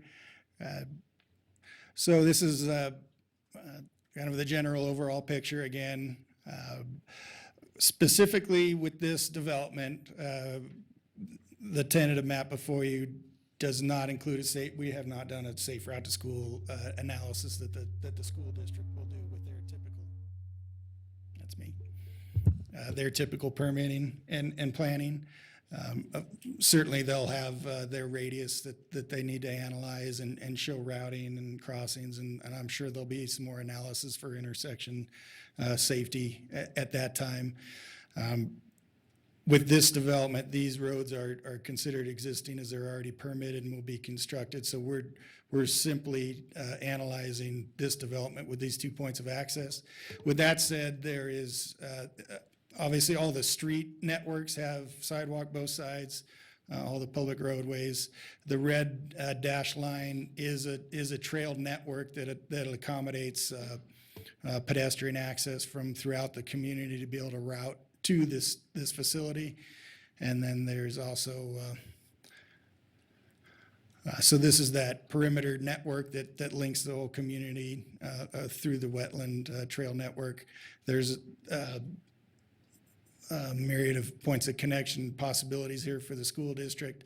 There will be additional trail constructed along this west channel. There's an existing trail network on this channel, and those cross the street and continue on to the south. So it's my professional opinion. There's a significant amount of connectivity throughout the community, but we did not do a specific school safe route analysis for this project. Well, and I think you've really highlighted the level of connectivity that the PUD provides for the community. I think it's really commendable, the trail network that's there, not only the one that goes around the wetlands, but I mean, it permeates these kind of individual communities that have been developed over time. So my concern, and I guess the question that I was hoping that you would answer for me, is how does this 93 units, if I got the number right, this development fit in with that, that level of connectivity? Because we're talking about a gated development here. Okay. And I guess what I don't want to see is just this insular community, if you know what I mean, plopped into this area that really does have this nice network of connected trails. Yeah, certainly. So there will be several points of connection to the public roadway network. These will be public roads, obviously connecting Rio Wrangler Parkway to the school site. So they'll have their own connection to both public sidewalk and Damani Ranch Park or Damani Ranch PUD trail network system. So other than, two main points of connection for pedestrians and flow to and throughout the community network system, there's no direct connection to the school, if you will, but they would have a direct pedestrian connection to the surrounding network. Existing network system. Thank you. Okay, thanks. Any commissioners, additional questions? Comments? Or Mr. motion? Commissioner Gower? Were you going to follow up with a question? No. Okay. Hey, Mr. Chairman, if I could just kind of follow up on that line of questioning that I had, and just related to that finding D. We've seen some of these developments, and particularly some of the gated developments that are in proximity to schools. And, there have been efforts made in the past to promote that connectivity. And particularly in this area where there is such a high level of it to begin with, I think there are opportunities other than just, two gated access points. My concern is that we're going to have kind of this walled-in enclave that's just going to be something that, you either walk by or the students have to get in their car with their parents or their bus or whatever and drive out the gate to go around, when literally the houses on the north side there, they could probably throw a baseball over their fence and hit the school. So, this is something that we promote in our master plan. I know we've talked about it through our zoning code update. And my concern is that I'm not seeing it here, and I'm not seeing it to meet the findings. Everything else looks great to me. That was one thing that really stood out relative to finding D for me, Mr. Chairman. And the rest of the commission, if you have a response to that, I'd certainly like to hear it. Thank you, Commissioner. Anyone care to comment further on that? Guess I will. I understand where you're coming from with respect to additional points of access, maybe pedestrian-wise. This is an interesting situation because, the school is proposed to be immediately adjacent to this parcel. And I think one of the things that the school is going to do as a part of their planning, at least looking at the site plan that I see up here, there's parking lot between the school and these houses. So there's going to be sidewalks coming into the site along the roadways that they're going to want to make sure that anybody walking to the school stays on. I think opening it up and having additional access points directly from that south edge of the parcel could actually present some circulation problems, because that's, the school sort of potentially set up to be addressing circulation coming in from the east and west. I get where you're coming from with perhaps maybe opening up a few more points of access from the east and west from a pedestrian standpoint, so that, addressing your island concern. But as far as safe routes to school, I think it's probably a better thing to make sure that the students are actually on the existing trail network or sidewalk network that's there. So I don't share your concerns with making the finding, because I think that we are, providing that sidewalk network as a part of the development with respect to where it happens to be located in relationship to the school. So that's my comment in response to that and how I'm looking at the finding. Mr. Taylor. Thank you, Mr. Chairman. Gabe, can I ask you a question, please? Where's the development at? Proposed development? Just point In to the it. orange there. And where are the proposed school? Here. Where's the schools? This is the future Damani Ranch Elementary School. This is existing Damani Ranch High School. Brown Elementary is just to the south here, not too far. If you want to zoom out, the new school that just opened in the Bella Vista Ranch is located right about here at the top. So our site's here. This is Damani Ranch High School. Brown Elementary is right about here. The new elementary school just opened up is here. So in terms of availability for finding D, it looks to me like there might be some availability of schools there. Yes, correct. And they will be accessible. Yes, correct. So I think I could probably make that finding with sidewalks and the network. And I may also point out the green areas shown as common areas. The details of the amenities within those have yet to be determined. So it's very possible that there may be another pedestrian connection here or even here. There's several opportunities. Maybe I think a dog park is something that's been kicked around. So there's some internal details that'll be worked out within the common areas to hopefully better facilitate that circulation. I think what I'm hearing, Gabe, is that we would appreciate that. Understood. Thank you. Did I sum that up? Would you like to add to that? If he wants to make it a condition to provide an additional pedestrian connectivity point, that'd be even better. What he said. I agree with what Chair Gower's talking about, only because I've got a 5.5-year-old grandson that I take care of. And without a proper path to that school, kid would be lost and dead. So I've got to go with Chairman Gower on this. Former Chairman. Commissioner Olivas here. I disagree with both of you on that. When I look at this, I guess I'd be curious, how porous does the development need to be? When I look at this, there's 6 duplexes. If you take the longest route, everything else, the kids are going to have a straight shot out the gate up to the school along the sidewalks. I don't know how porous it needs to be. I mean, does it just need to be wide open for complete access across the board? There's 6 duplexes. That's not a very long path for them to walk down the street and then back up the street. So I think to make a condition of that is overkill on that.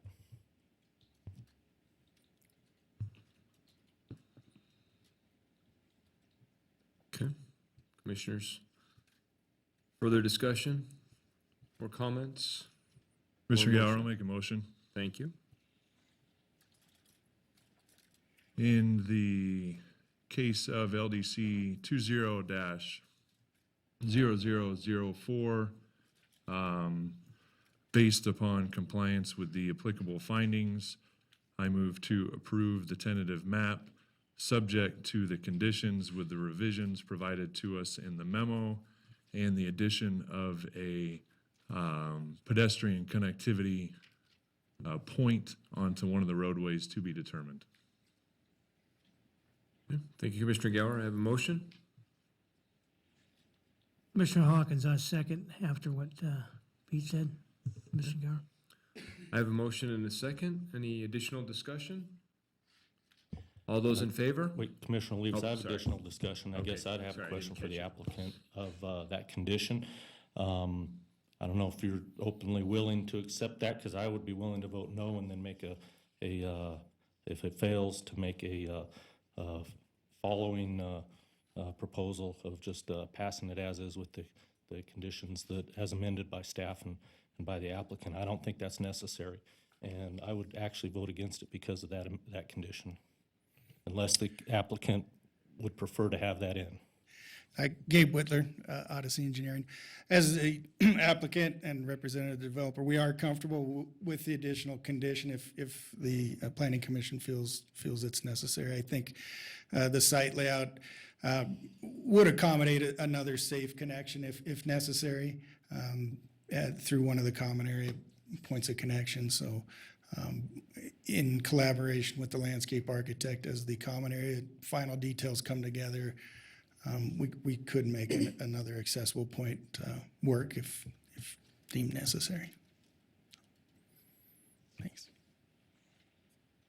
Commissioner Leaves, I don't think it's necessary, but I can support it based on that. Any additional comments?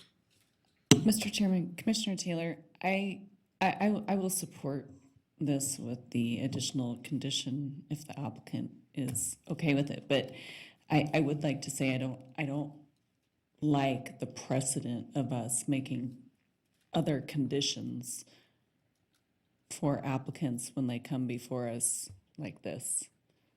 It seems like with Commissioner Leavis, it's not necessary, and we're requiring things that weren't thought about by staff or researched or brought to us. So I will support it, but I would like to see us maybe not do that in the future. Commissioner Johnson, I will say that we do it all the time. So I don't think we're setting a precedent here. And I think that that's actually our role as the Planning Commission, is to look at things from the perspective of being the planning commissioners. So with that, I have a motion and a second. All those in favor? Aye. Aye. Opposed? Motion carries unanimously. Good luck with your project. Moving on to item 8.2. This would be case number LDC 20-00001, Reno Logistics Center zoning map amendment. We'll start with a presentation from the applicant or applicant's representative. Good evening. Derek Wilson with Rubicon Design Group on behalf of the applicant. We have a zone change request. This is a project site on North Virginia Street.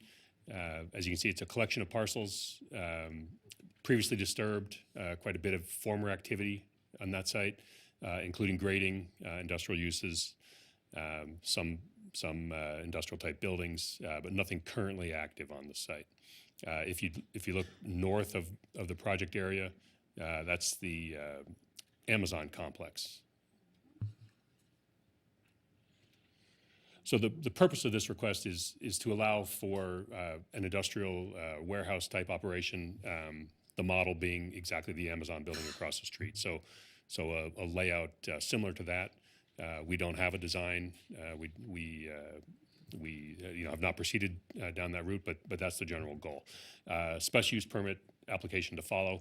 It should say residential adjacency on there. We have residentially zoned property adjacent to us.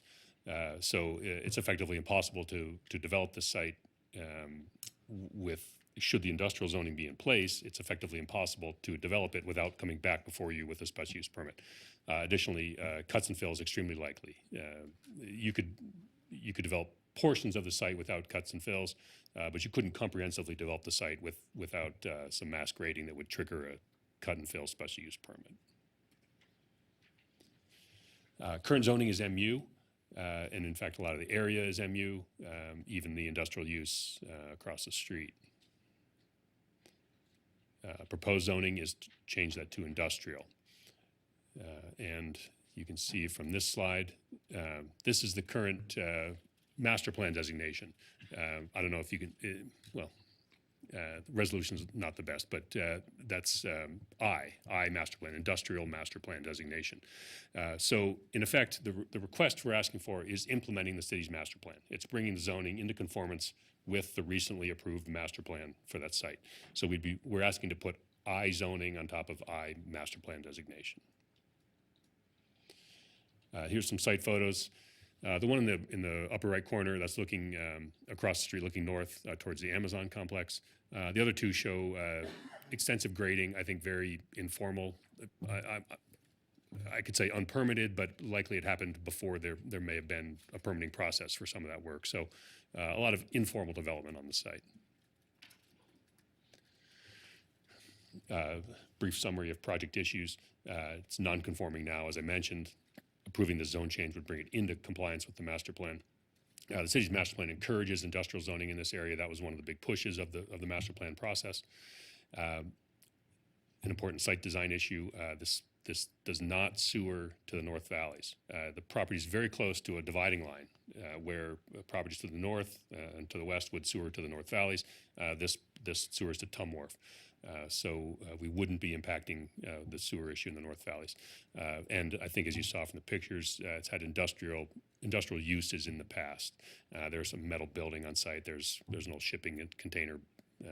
There's a lot of, like I said, informal development, nothing very structured. Driveways are not up to code. Erosion control is non-existent. So bringing a project to the site is an opportunity to bring the site up to current code, current operating standards. It's important to note that the MU zone that's in place now allows a lot of uses by right. Changing to industrial zoning would be less permissive in some ways. It would bring us, it would reduce our total basket of allowed uses, and it would remove that MU exemption for residential adjacency. So with the I zone, we would certainly be back here with an SUP. The I zone is likely to have lower water use and sewer generation than MU, just based on intensity. Nobody lives in an I zone, so you don't have residences. You don't have the occupancy loads you could get with MU. And then I'd also like to point out that the applicant has been working with the neighbors that are closest to the site. It's going to be hard to see at this scale, but right here at this northwest corner, there is a residence, and then there's some residentially zoned property. The applicant has been in touch with those people, and in fact, they're here tonight. And I always try to be cautious about speaking for others. I don't want to put words in people's mouths, but it's been a cooperative relationship, and they did say to me that they prefer the I zone to the MU or to a residential project. So I'm anticipating continuing to work with them and hoping to have their support throughout the project process. It's also important to note that those residential properties sit well above our site. It's on a natural bluff there. I think that it's very likely that this site will be developed and leave that bluff in place. I don't see any reason to grade right up to the edge of their houses. So I think we're going to have a natural separation from their residents. So that's all I have. I can answer questions as needed. Thank you. Thank you, Derek. So, follow with a presentation from staff. Kyle, good evening. Thank you, Chairman and Commissioners. Kyle Chisholm, Assistant Planner for the record. So Derek did a really good job outlining the overview of the project. What you have before you is a zone change from the current mixed-use North Virginia Transit Corridor Overlay zoning district to I, or industrial. As Derek mentioned, the recent master plan update, this master plan land use designation was changed to industrial in anticipation of more employment and logistics-related uses, which was desired. I will say that, just to add, there is I'll just kind of point it out, the residential properties, these are all residential properties that are zoned residential within Washoe County. So with development, at least of that portion of the site or the western portion of the site, it would require a special use permit for residential adjacency at minimum. It's also been identified that there is likely major drainage ways running through the site that may or may not have already been disturbed, but information and grading information that we've received thus far is pretty limited on that end. So it may be anticipated that a special use permit would be required for disturbances of drainage ways, as well as Derek mentioned cuts and fills, because the site does have some topography to it. With that being said, staff was able to make all the applicable zoning map findings. It went to the Ward 4 Neighborhood Advisory Board, and no comments were received from the NAB or from the general public to date. Staff recommends the commission recommend the council approve the zoning map amendment. And I'm here for any questions you may have. Thank you, Kyle. Before I open this up for public comment, I will ask commissioners for disclosures. Start with Commissioner Gower. Thank you, Mr. Chairman. I previously visited the site. Commissioner Hawkins, as did I. Commissioner Griffith, as did I. Commissioner Johnson, as did I. Commissioner Taylor, as did I. Commissioner Levis, as did I. Okay, I do have one request to speak for him on this item from Tammy Holt-Still.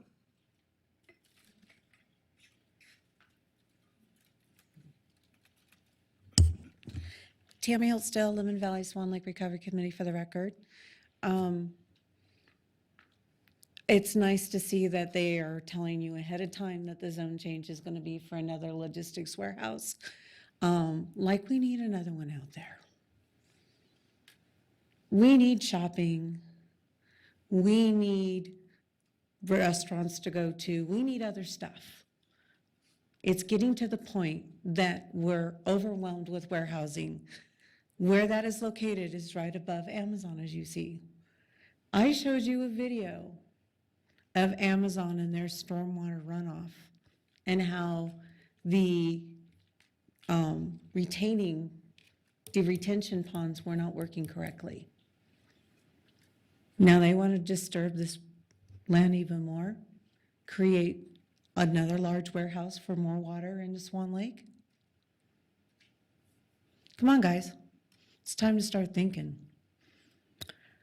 More water into Swan Lake right now is going to flood residents. You already lost a lawsuit because of excess stormwater and excess effluent. And then you're going to do that? I don't know. There's other things to look at first that need to be taken care of first. I like the fact that it's going to go to Tumwharf, their effluent, but it doesn't address the stormwater runoff. Thank you. Thank you, Tammy. Michelle, do we have any additional requests to speak for us on this item? No, we do not. Anyone else wishing to make public comment on this item? I see none. I will close public comment and bring it back to the commission for questions. Who'd like to get us started?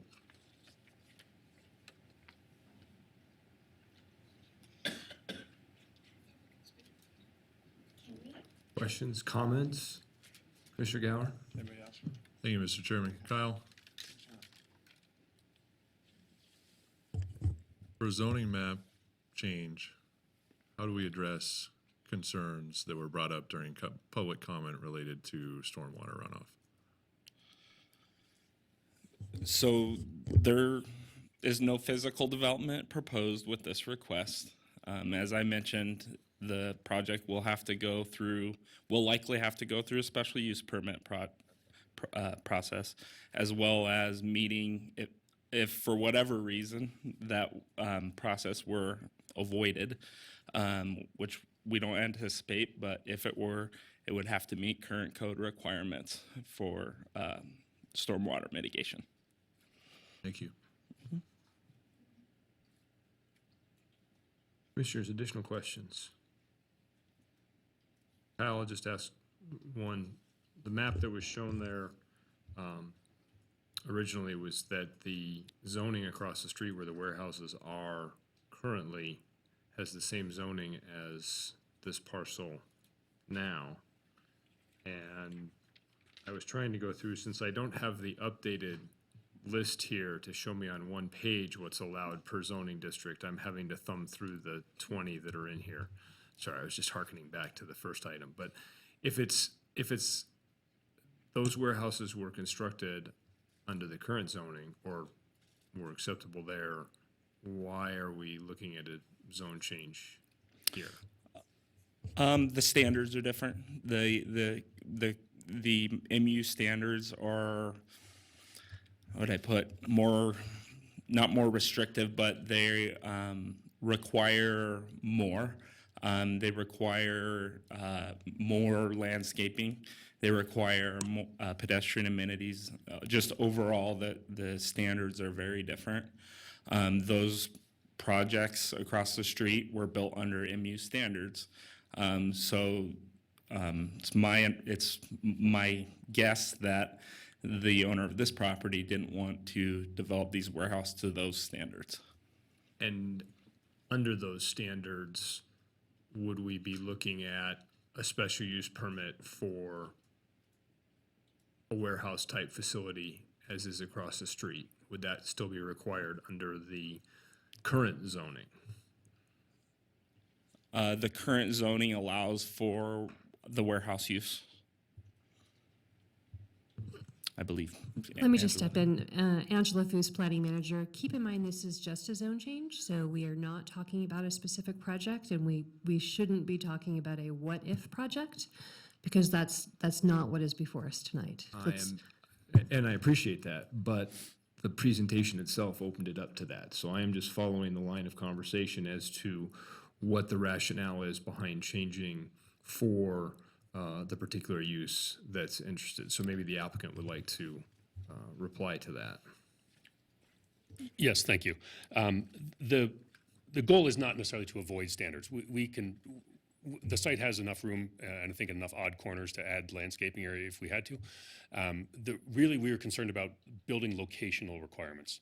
The MU code encourages and sometimes almost forces the building to be up towards the street. It can make it very difficult to have truck access on all sides. We thought this site would benefit from having a more flexible layout options. I realized that the site across the street functions. We just weren't confident that we could achieve that same sort of design flexibility with the MU zone. Okay, thank you. And thanks for the clarification as well. We're always dealing with that when we're looking at zone changes, that it's not a specific project, but in this case, I think I'm just trying to understand if we have something across the street that is similar to what we're hearing, just wanting to understand the rationale behind that. Commissioners, additional questions or comments? Or a motion?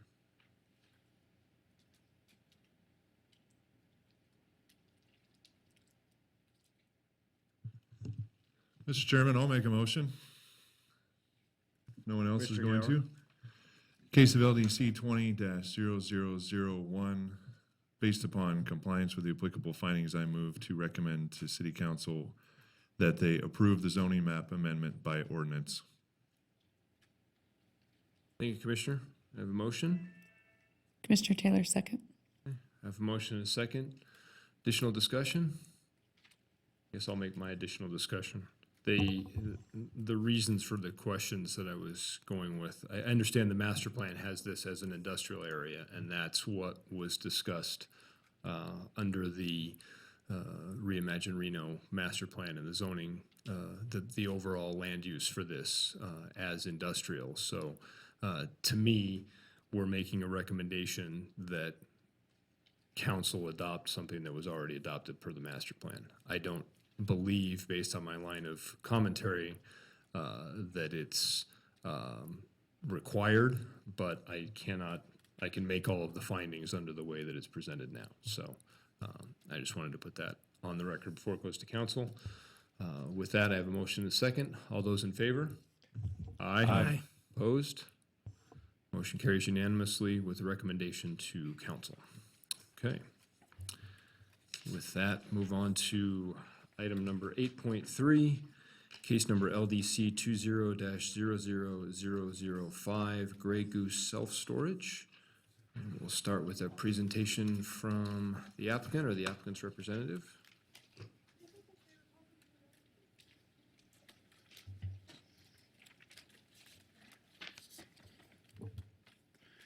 Good evening. For the record, Dave Snellgrove, Planning and Right-of-Way Manager with CFA. With me in the audience tonight is John Penuve, who is part of Grey Goose, which is not G-R-A-Y, it's G-R-U-Y, so it is different. We're not copywriting, infringing on any type of odd care.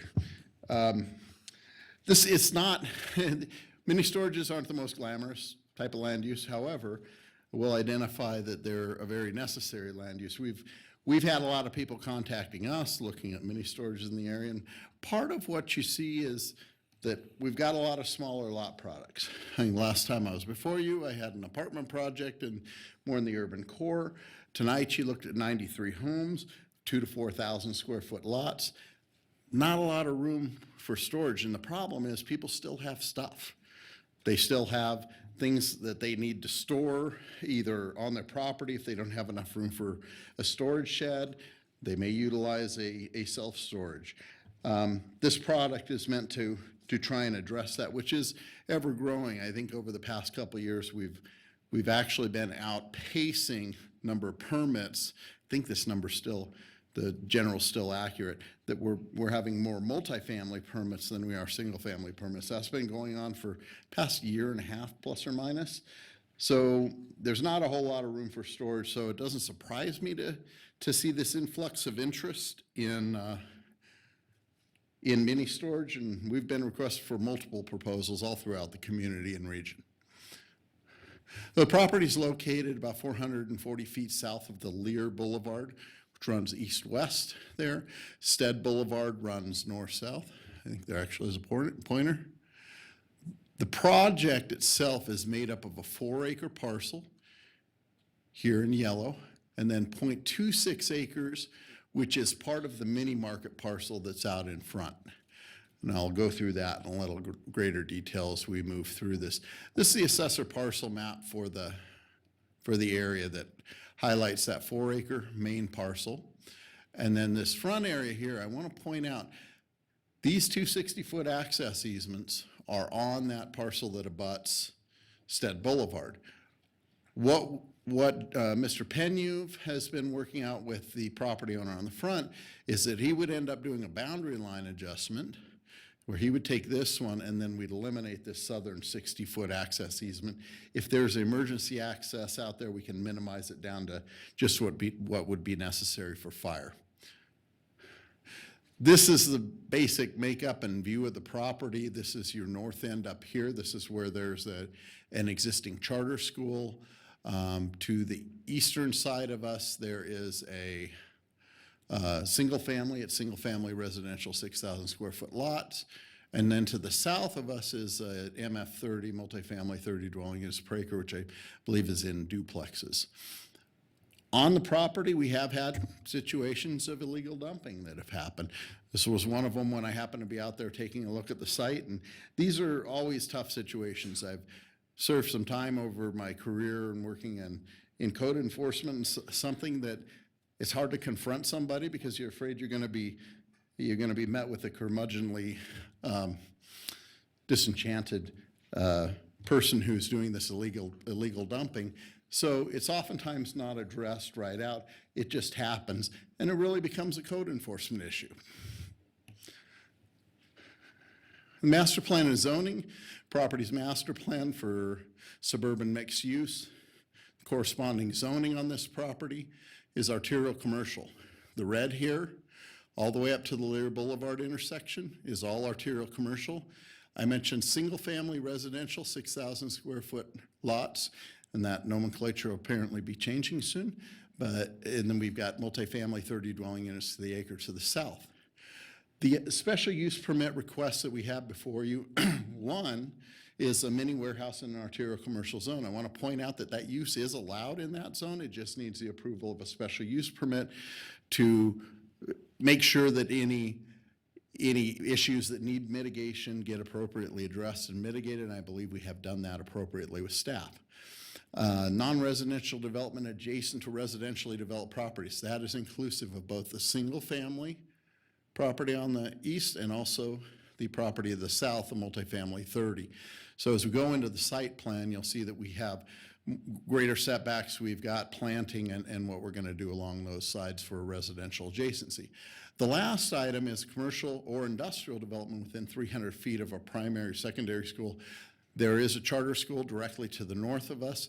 That would typically go through a site plan review, but because we're going through this process, this is a higher and better process, so we've included that in with the special use permit, which would cover the site plan review. So the site plan itself, this is a copy of the grading plan, and I'll show you this because there are some very germane points to the overall development on the site. So we've got a series of, I believe there's 13 total buildings. Some are separated. We've got some sewer easements that go through here. The elevations on the property, we've got a high point here, 4492. We've got a low point up here along the north property line of 4980. It's really easy to get water to drain directly north, which is fantastic. However, we need water to get out towards Stead Boulevard, which is where the storm drain system is. This elevation right here is one that we need to pick up and elevate. And there's a reason that that's important in that we originally designed this where we were going to elevate this back part of the property and put a new fence out on the corner down to about here. Staff pointed out, and I had missed this as we were doing our initial design, I appreciate them for bringing this up, is that we can't do on a residential adjacency issue adjacent to single family residential, we can't do any fill for the first 20 feet adjacent on that property line. Well, we only have 10 feet right now in our landscape area, so good thing about this for the residential adjacency standpoint is this property line here, this will go from 10 feet to 20 feet in landscaping. So we'll have a little bit of adjustment in some of the landscaping that's interior that'll come along the back. So there will be more landscaping along the back when we come in for final plans adjacent to that single family residential. And we've got 15 feet here to the south, which we will retain that. I mentioned that we've got sewer lines crossing the property. There is a City of Reno sewer main running north-south, and also a private line that runs from the mini market over to the west and connects in with that City of Reno sewer main. That private line will be rerouted. John Penuve has been working with the property owner here with the mini market. We'll reroute that sewer, and that'll probably be to where we tap in. The only sewer generation we'll have coming out of this is going to be from this building right there, which will be the office. Very, very low on sewer use. One of the good things, there are 4 curb cuts along the frontage, and this is on the mini market property. We're utilizing the north 60 feet, but I'll point out where those are. We have one here. This is down the southern end of the mini market property. Here's the second. Now on the next slide, next thing you're looking from the north down south. There's a third, and there's a fourth. Now that fourth one is out where our detention area is going to be. That fourth curb cut will be eliminated with this project. So we get rid of one. That's a good thing. We can't get rid of them all right now, and that'll be something that when the mini market comes in, they will need to consolidate. But this access point here, we're marrying that up with their, I apologize, marrying that up with their existing access point. So the lighting on the site will all be downlit. The lighting elements will actually be underneath the eaves, this type of lighting, and it'll be down. They can be motion activated, or we could leave on only the minimal amount of lighting that's necessary at important corners. The only place that I really do see any type of light standards is near the project entrances, probably over by the emergency access, and at the main entrance, which both occur on the western side of the property. None of these locations are adjacent to where we'd have a light standard or adjacent to either the single family or the multifamily. So the total site's 4.26 acres. We're anticipating between 500 and 520 total units, range in size from we're 5 by 5 at our minimum, right? 5 by 5 up to 10 by 30 is our deepest unit. So on stormwater, sewer, traffic, these are always three hot issues, especially in the North Valleys area. Stormwater, the detention basin, infiltration basin has been designed to handle 1.59 to 1, which is over the 1.3 to 1 that was a recent directive from the City of Reno Council. So that has been designed not only for our self-storage project, but also to address an 85% impervious surface coverage in the future for the mini market when they develop. But right now they have some water soaking into their site, so we're actually more up towards 2 to 1. But in the future, we've designed that detention basin to handle their water too. So keep in mind, everything in there flows to the north. Their water all flows up by our detention basin too. So we're trying to make sure that's addressed. Sewer generation, this is an incredibly light sewer generator. Using some of the state numbers, our engineers came up with 83 gallons per day.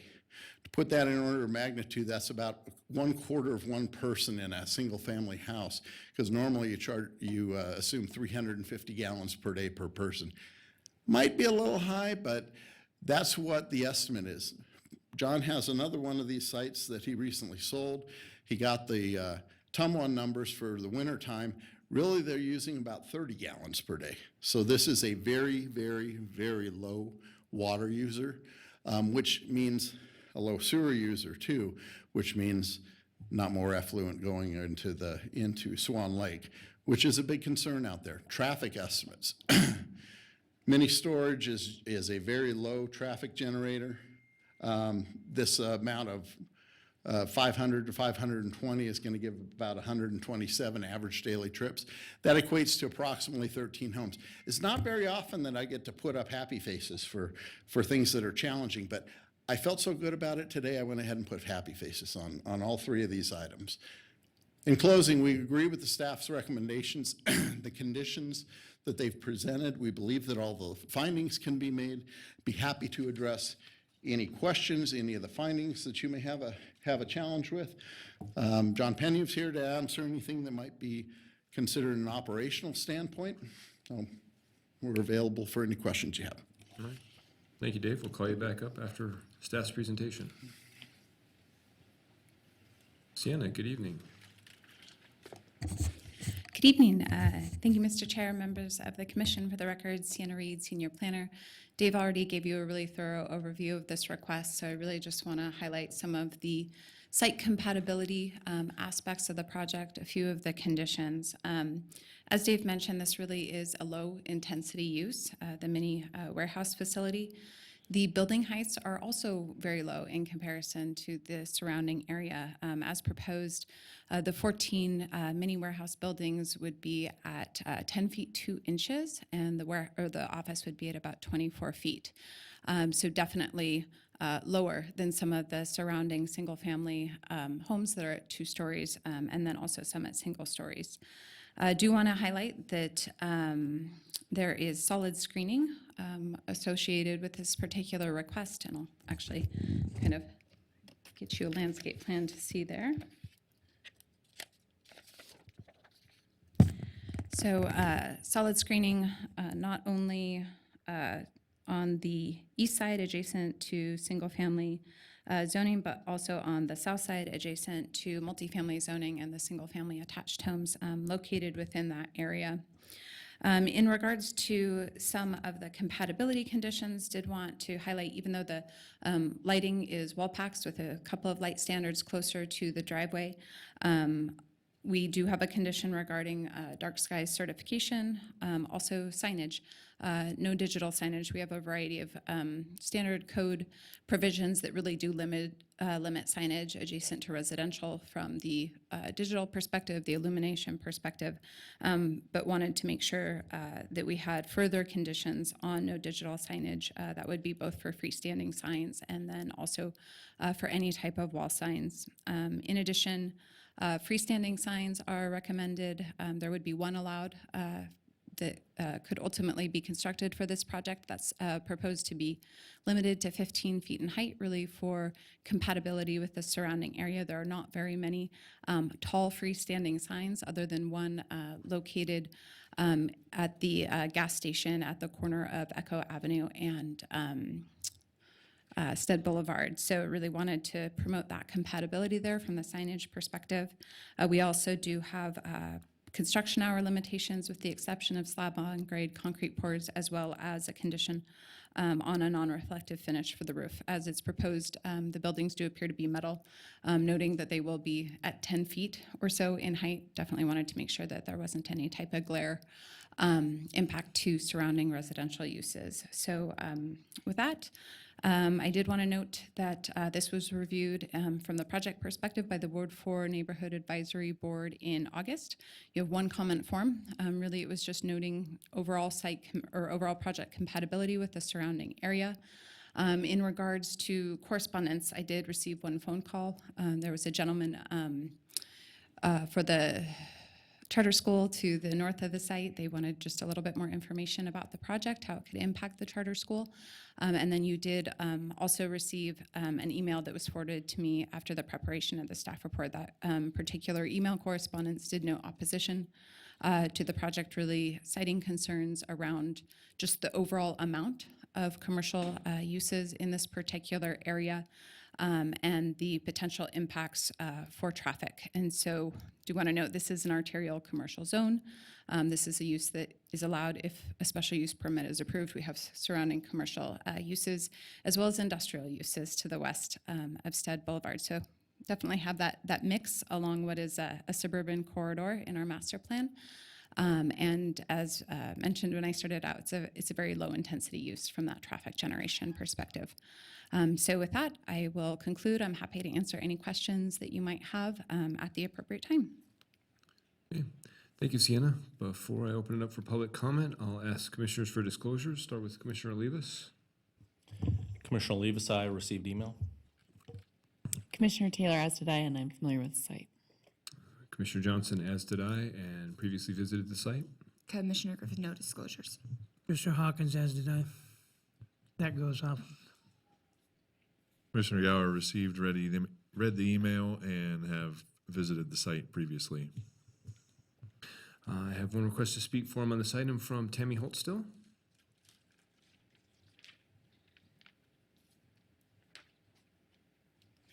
Tammy Holtstill, Lemon Valley Swan Lake Recovery Committee for the record. As a broken record. Silver Lake, sorry. When I was taking the picture, I didn't realize that the sun was shining wrong. Anyway, that's Urban Outfitters. That's Silver Lake. Urban Outfitters is an island.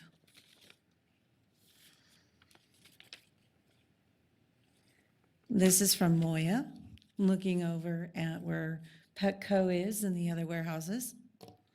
And as you can see how full Silver Lake is.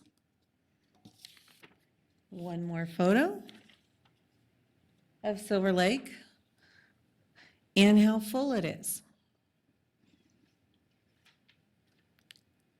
My issue is, again, you want to put more impervious ground down. You have not taken care of the situation.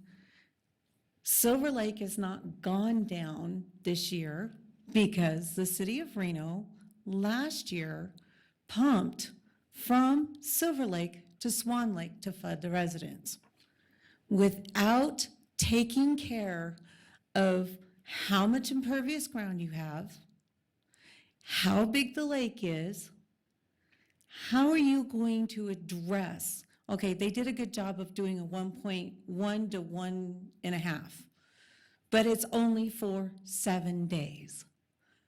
They're not keeping it on their property. It's gonna go to this lake, and ultimately, it's gonna go to Swan Lake. Ultimately, you're going to affect the warehouses that are already there and in the floodplain and having issues with flooding.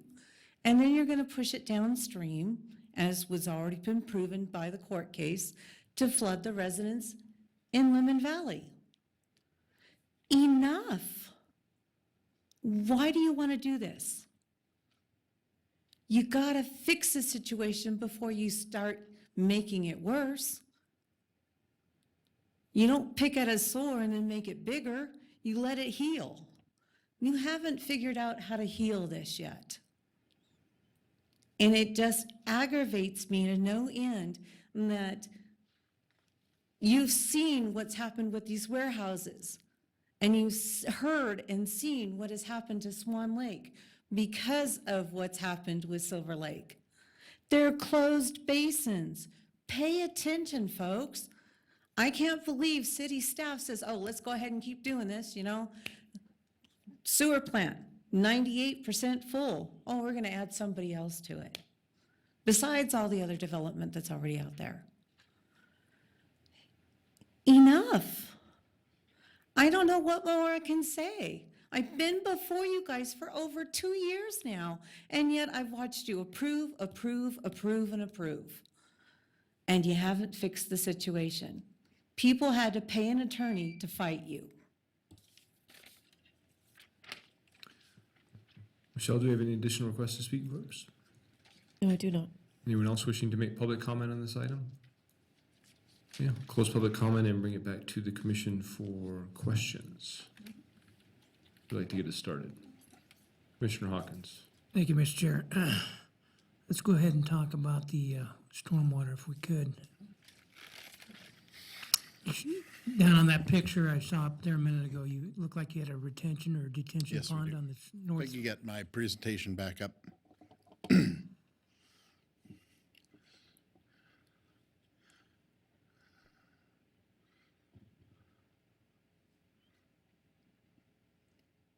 Let's go to there. Out here at the front, this is up where one of the curb cuts is. The retention detention basin follows all the way along that. The deepest part of it's here. We had Nortec Geotechnical went out, ran a percolation test in this area, and we had a pretty good perk rate. So we will be having infiltration availability there. So I think that Ms.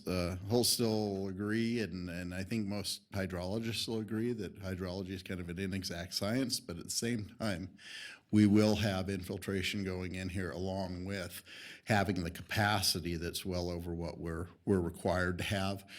Again, I want to point out that this site here, which is the mini market site, which has some impervious surface right now, we anticipated the worst case scenario. In arterial commercial, you need a minimum of 15% landscape. That means that 85% built on this remaining property, 85% of building or asphalt or concrete for that matter, impervious surface, that we size this appropriately to exceed the 1.3 or 1.59 to 1 in our capacity availability here. And that accommodates for both this new project and the future development that'll run more water into here than currently exists. So what you're telling me is there'll be no stormwater going into Swan Lake? If we have a bigger storm, there will be stormwater that comes off of that. I'm not going to tell you that there won't be anything that comes off of it. I'm telling you that we do have infiltration in this, that there will be water that perks into the ground. If we have a super, super heavy storm and melt-off period, everyone's going to have more water coming down than they count on. I really hope that doesn't happen, and I hope Tammy doesn't have to keep coming to meetings. I know she doesn't enjoy them. She's doing a good thing. My hat's off to her, and my heart's out to all the people out there who have been affected by this. But at the same time, we keep moving a target. We don't know what a target is. We keep going 1.25 to 1 to 1.3 to 1. If we're at 2 to 1, if we're at 5 to 1 or 10 to 1, when does it become okay? We've done well over what we feel is necessary, and we've done well over what the requirement is, and we do have percolation by our geotechnical report that is supportable that will be occurring on the site. We feel that we've gone above and beyond relative to what the requirements are, and that this is very approvable. Now, did the charter school, you made mention of that earlier, but you didn't go into details. Did you talk to Kim over there? No, we did not. And honestly, I thought it was a preschool that existed up to the north, in which if it were a preschool, there's no site plan review requirement. Where we'll be, there's currently a 6-foot high fence.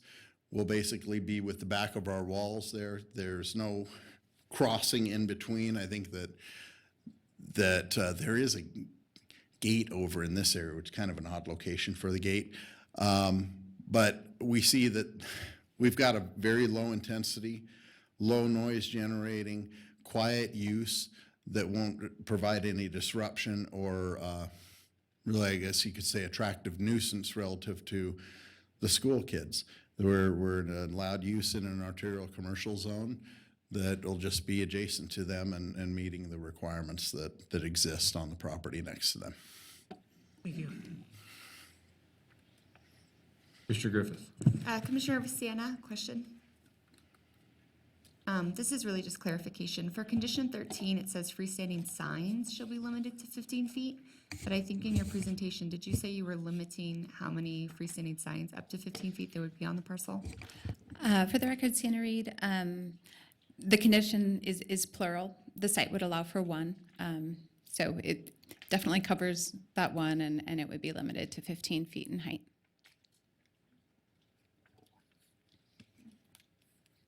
Mr. Taylor?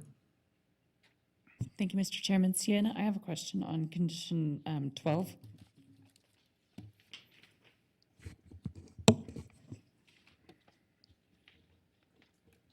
I'm having a hard time understanding, and maybe this is standard language, but still I'm having a hard time understanding it, why we would put something in writing allowing the backup alarms to be disabled on construction vehicles.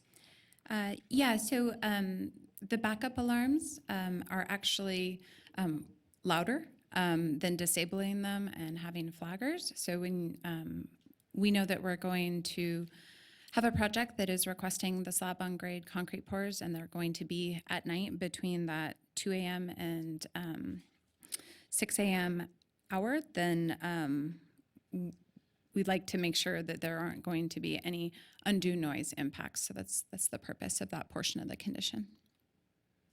And I guess I do understand that, but working within this industry, I don't know if I'm okay with saying that we're going to disable backup alarms, and maybe you can help me with that. I can help address that. In addition, the flaggers are there to help for backing up. For every piece of that's equipment, the or how purpose many regarding pieces the of safety. equipment? Any of them that would be out there at night. I understand from the planning sense, and I had a little concern about this one too when I first read it. John Penny just happens to be the brother of Pat Penny, who owns Pinecrest Construction, who will be constructing this. So I talked to Pat directly about it and asked him if OSHA was okay with that, because that was the first thing I thought of is, can you do that? And he said, yeah, you can, and you have a flagger, you have spotters, and that is acceptable. We have nighttime hours, and you see it a lot more when you've got a really big foundation, like some of the bigger warehouses, and you've got residential in proximity. It can be very disruptive, and that's when a bunch of calls come into the city, everybody's angry, so there's a notification process. You try and keep it as limited as possible. I will point out, this had been standard written at 5, a total of for 5 weeks, a couple days a week. We went back down to 4 on that, and we're hoping to be more limited than that. But we want to try and be able to get the construction done as quickly as we can to have the least possible impact window to the adjacent property owners. And it's going to be the multifamily and the single family that have the biggest impact. And we fully understand that. I did have exactly the same concern you have. And Pat told me, no, we can do that. We just have to have flagger or spotter out there, and that is acceptable for the safety requirements. So I was happy enough with that, because I didn't want to agree to a condition that really flew in the face of OSHA or any type of safety requirement. So did he say that it was OSHA? I don't know if it's OSHA or if there's another agency. It is OSHA, and this is a standard condition that we put on our requests that are moving forward with either the slab on grade concrete pours or maybe the concrete wall pours. So it's been vetted in the past heavily, making sure that the use of flaggers is allowed. Thank you. Thank you, Commissioner. Additional questions? I have a couple. Dave, first one's for you. You mentioned on the north property line, building walls going in there. I'm assuming that's a masonry firewall and not a metal wall? Yes. John Penn, you've just responded yes to me, so I'm responding yes back. Okay, so that was the first question. Then Sienna, I have a question for you. Thank you, Dave.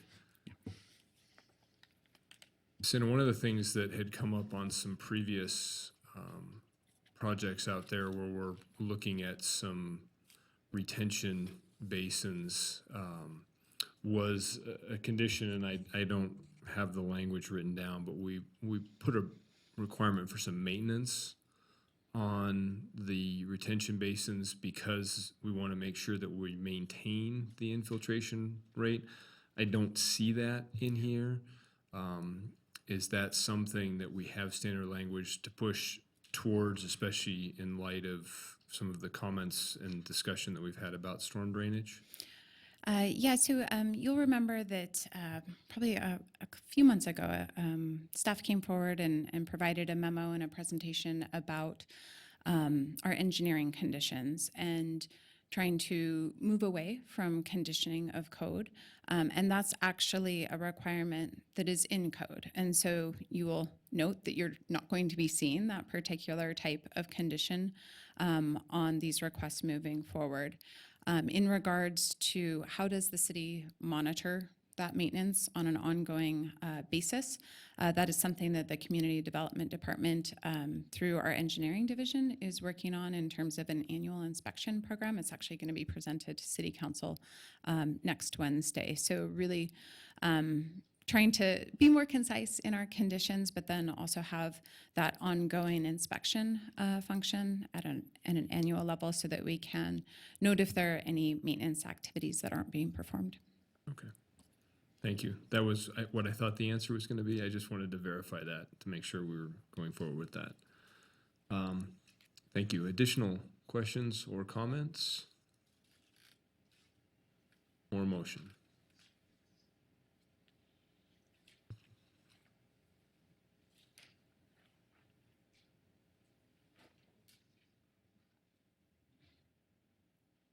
Commissioner Taylor? Thank you. In the matter of case number LDC 20000005, based on compliance with the applicable findings, special use permits. I'd like to make a motion based on compliance with applicable findings, special use permits subject to conditions to approve the project. Thank you, Commissioner. Have a motion? For a second? Commissioner Gower, I'll second. And Mr. Chairman, if I could just make a comment on that, as we continue to see these items in the North Valleys, I think it is challenging to hear the feedback that we're hearing from the public on these, but we are presented with information that we're not only meeting code requirements, for instance, 1.3 to 1 mitigation, but in this case, we're going above and beyond. So understanding that hydrology is not an exact science, but we're relying on the expertise provided by our engineers that are hired to provide us this information. So until we're told otherwise that those code requirements are insufficient, and I'd be curious to know the outcome of this court case and how it affects us going forward. But for me, there's nothing that precludes me from being able to make the findings based on what's been presented tonight. And I think that's a really important point to make as we hear these cases in the North Valleys. Thank you. Thank you, Commissioner Gower. I have a motion and a second. Is there any additional discussion? Okay, all those in favor? Aye. Opposed? Motion carries unanimously. Good luck with your project.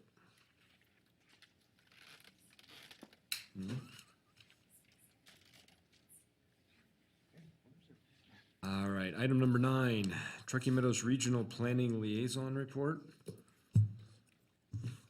Commissioner Gower? Mr. Chairman, I think we received the update this evening on that one. I believe you are correct.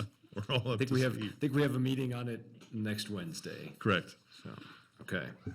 Item 10, staff announcements. Thank you. Again, Angela Foos, Planning Manager.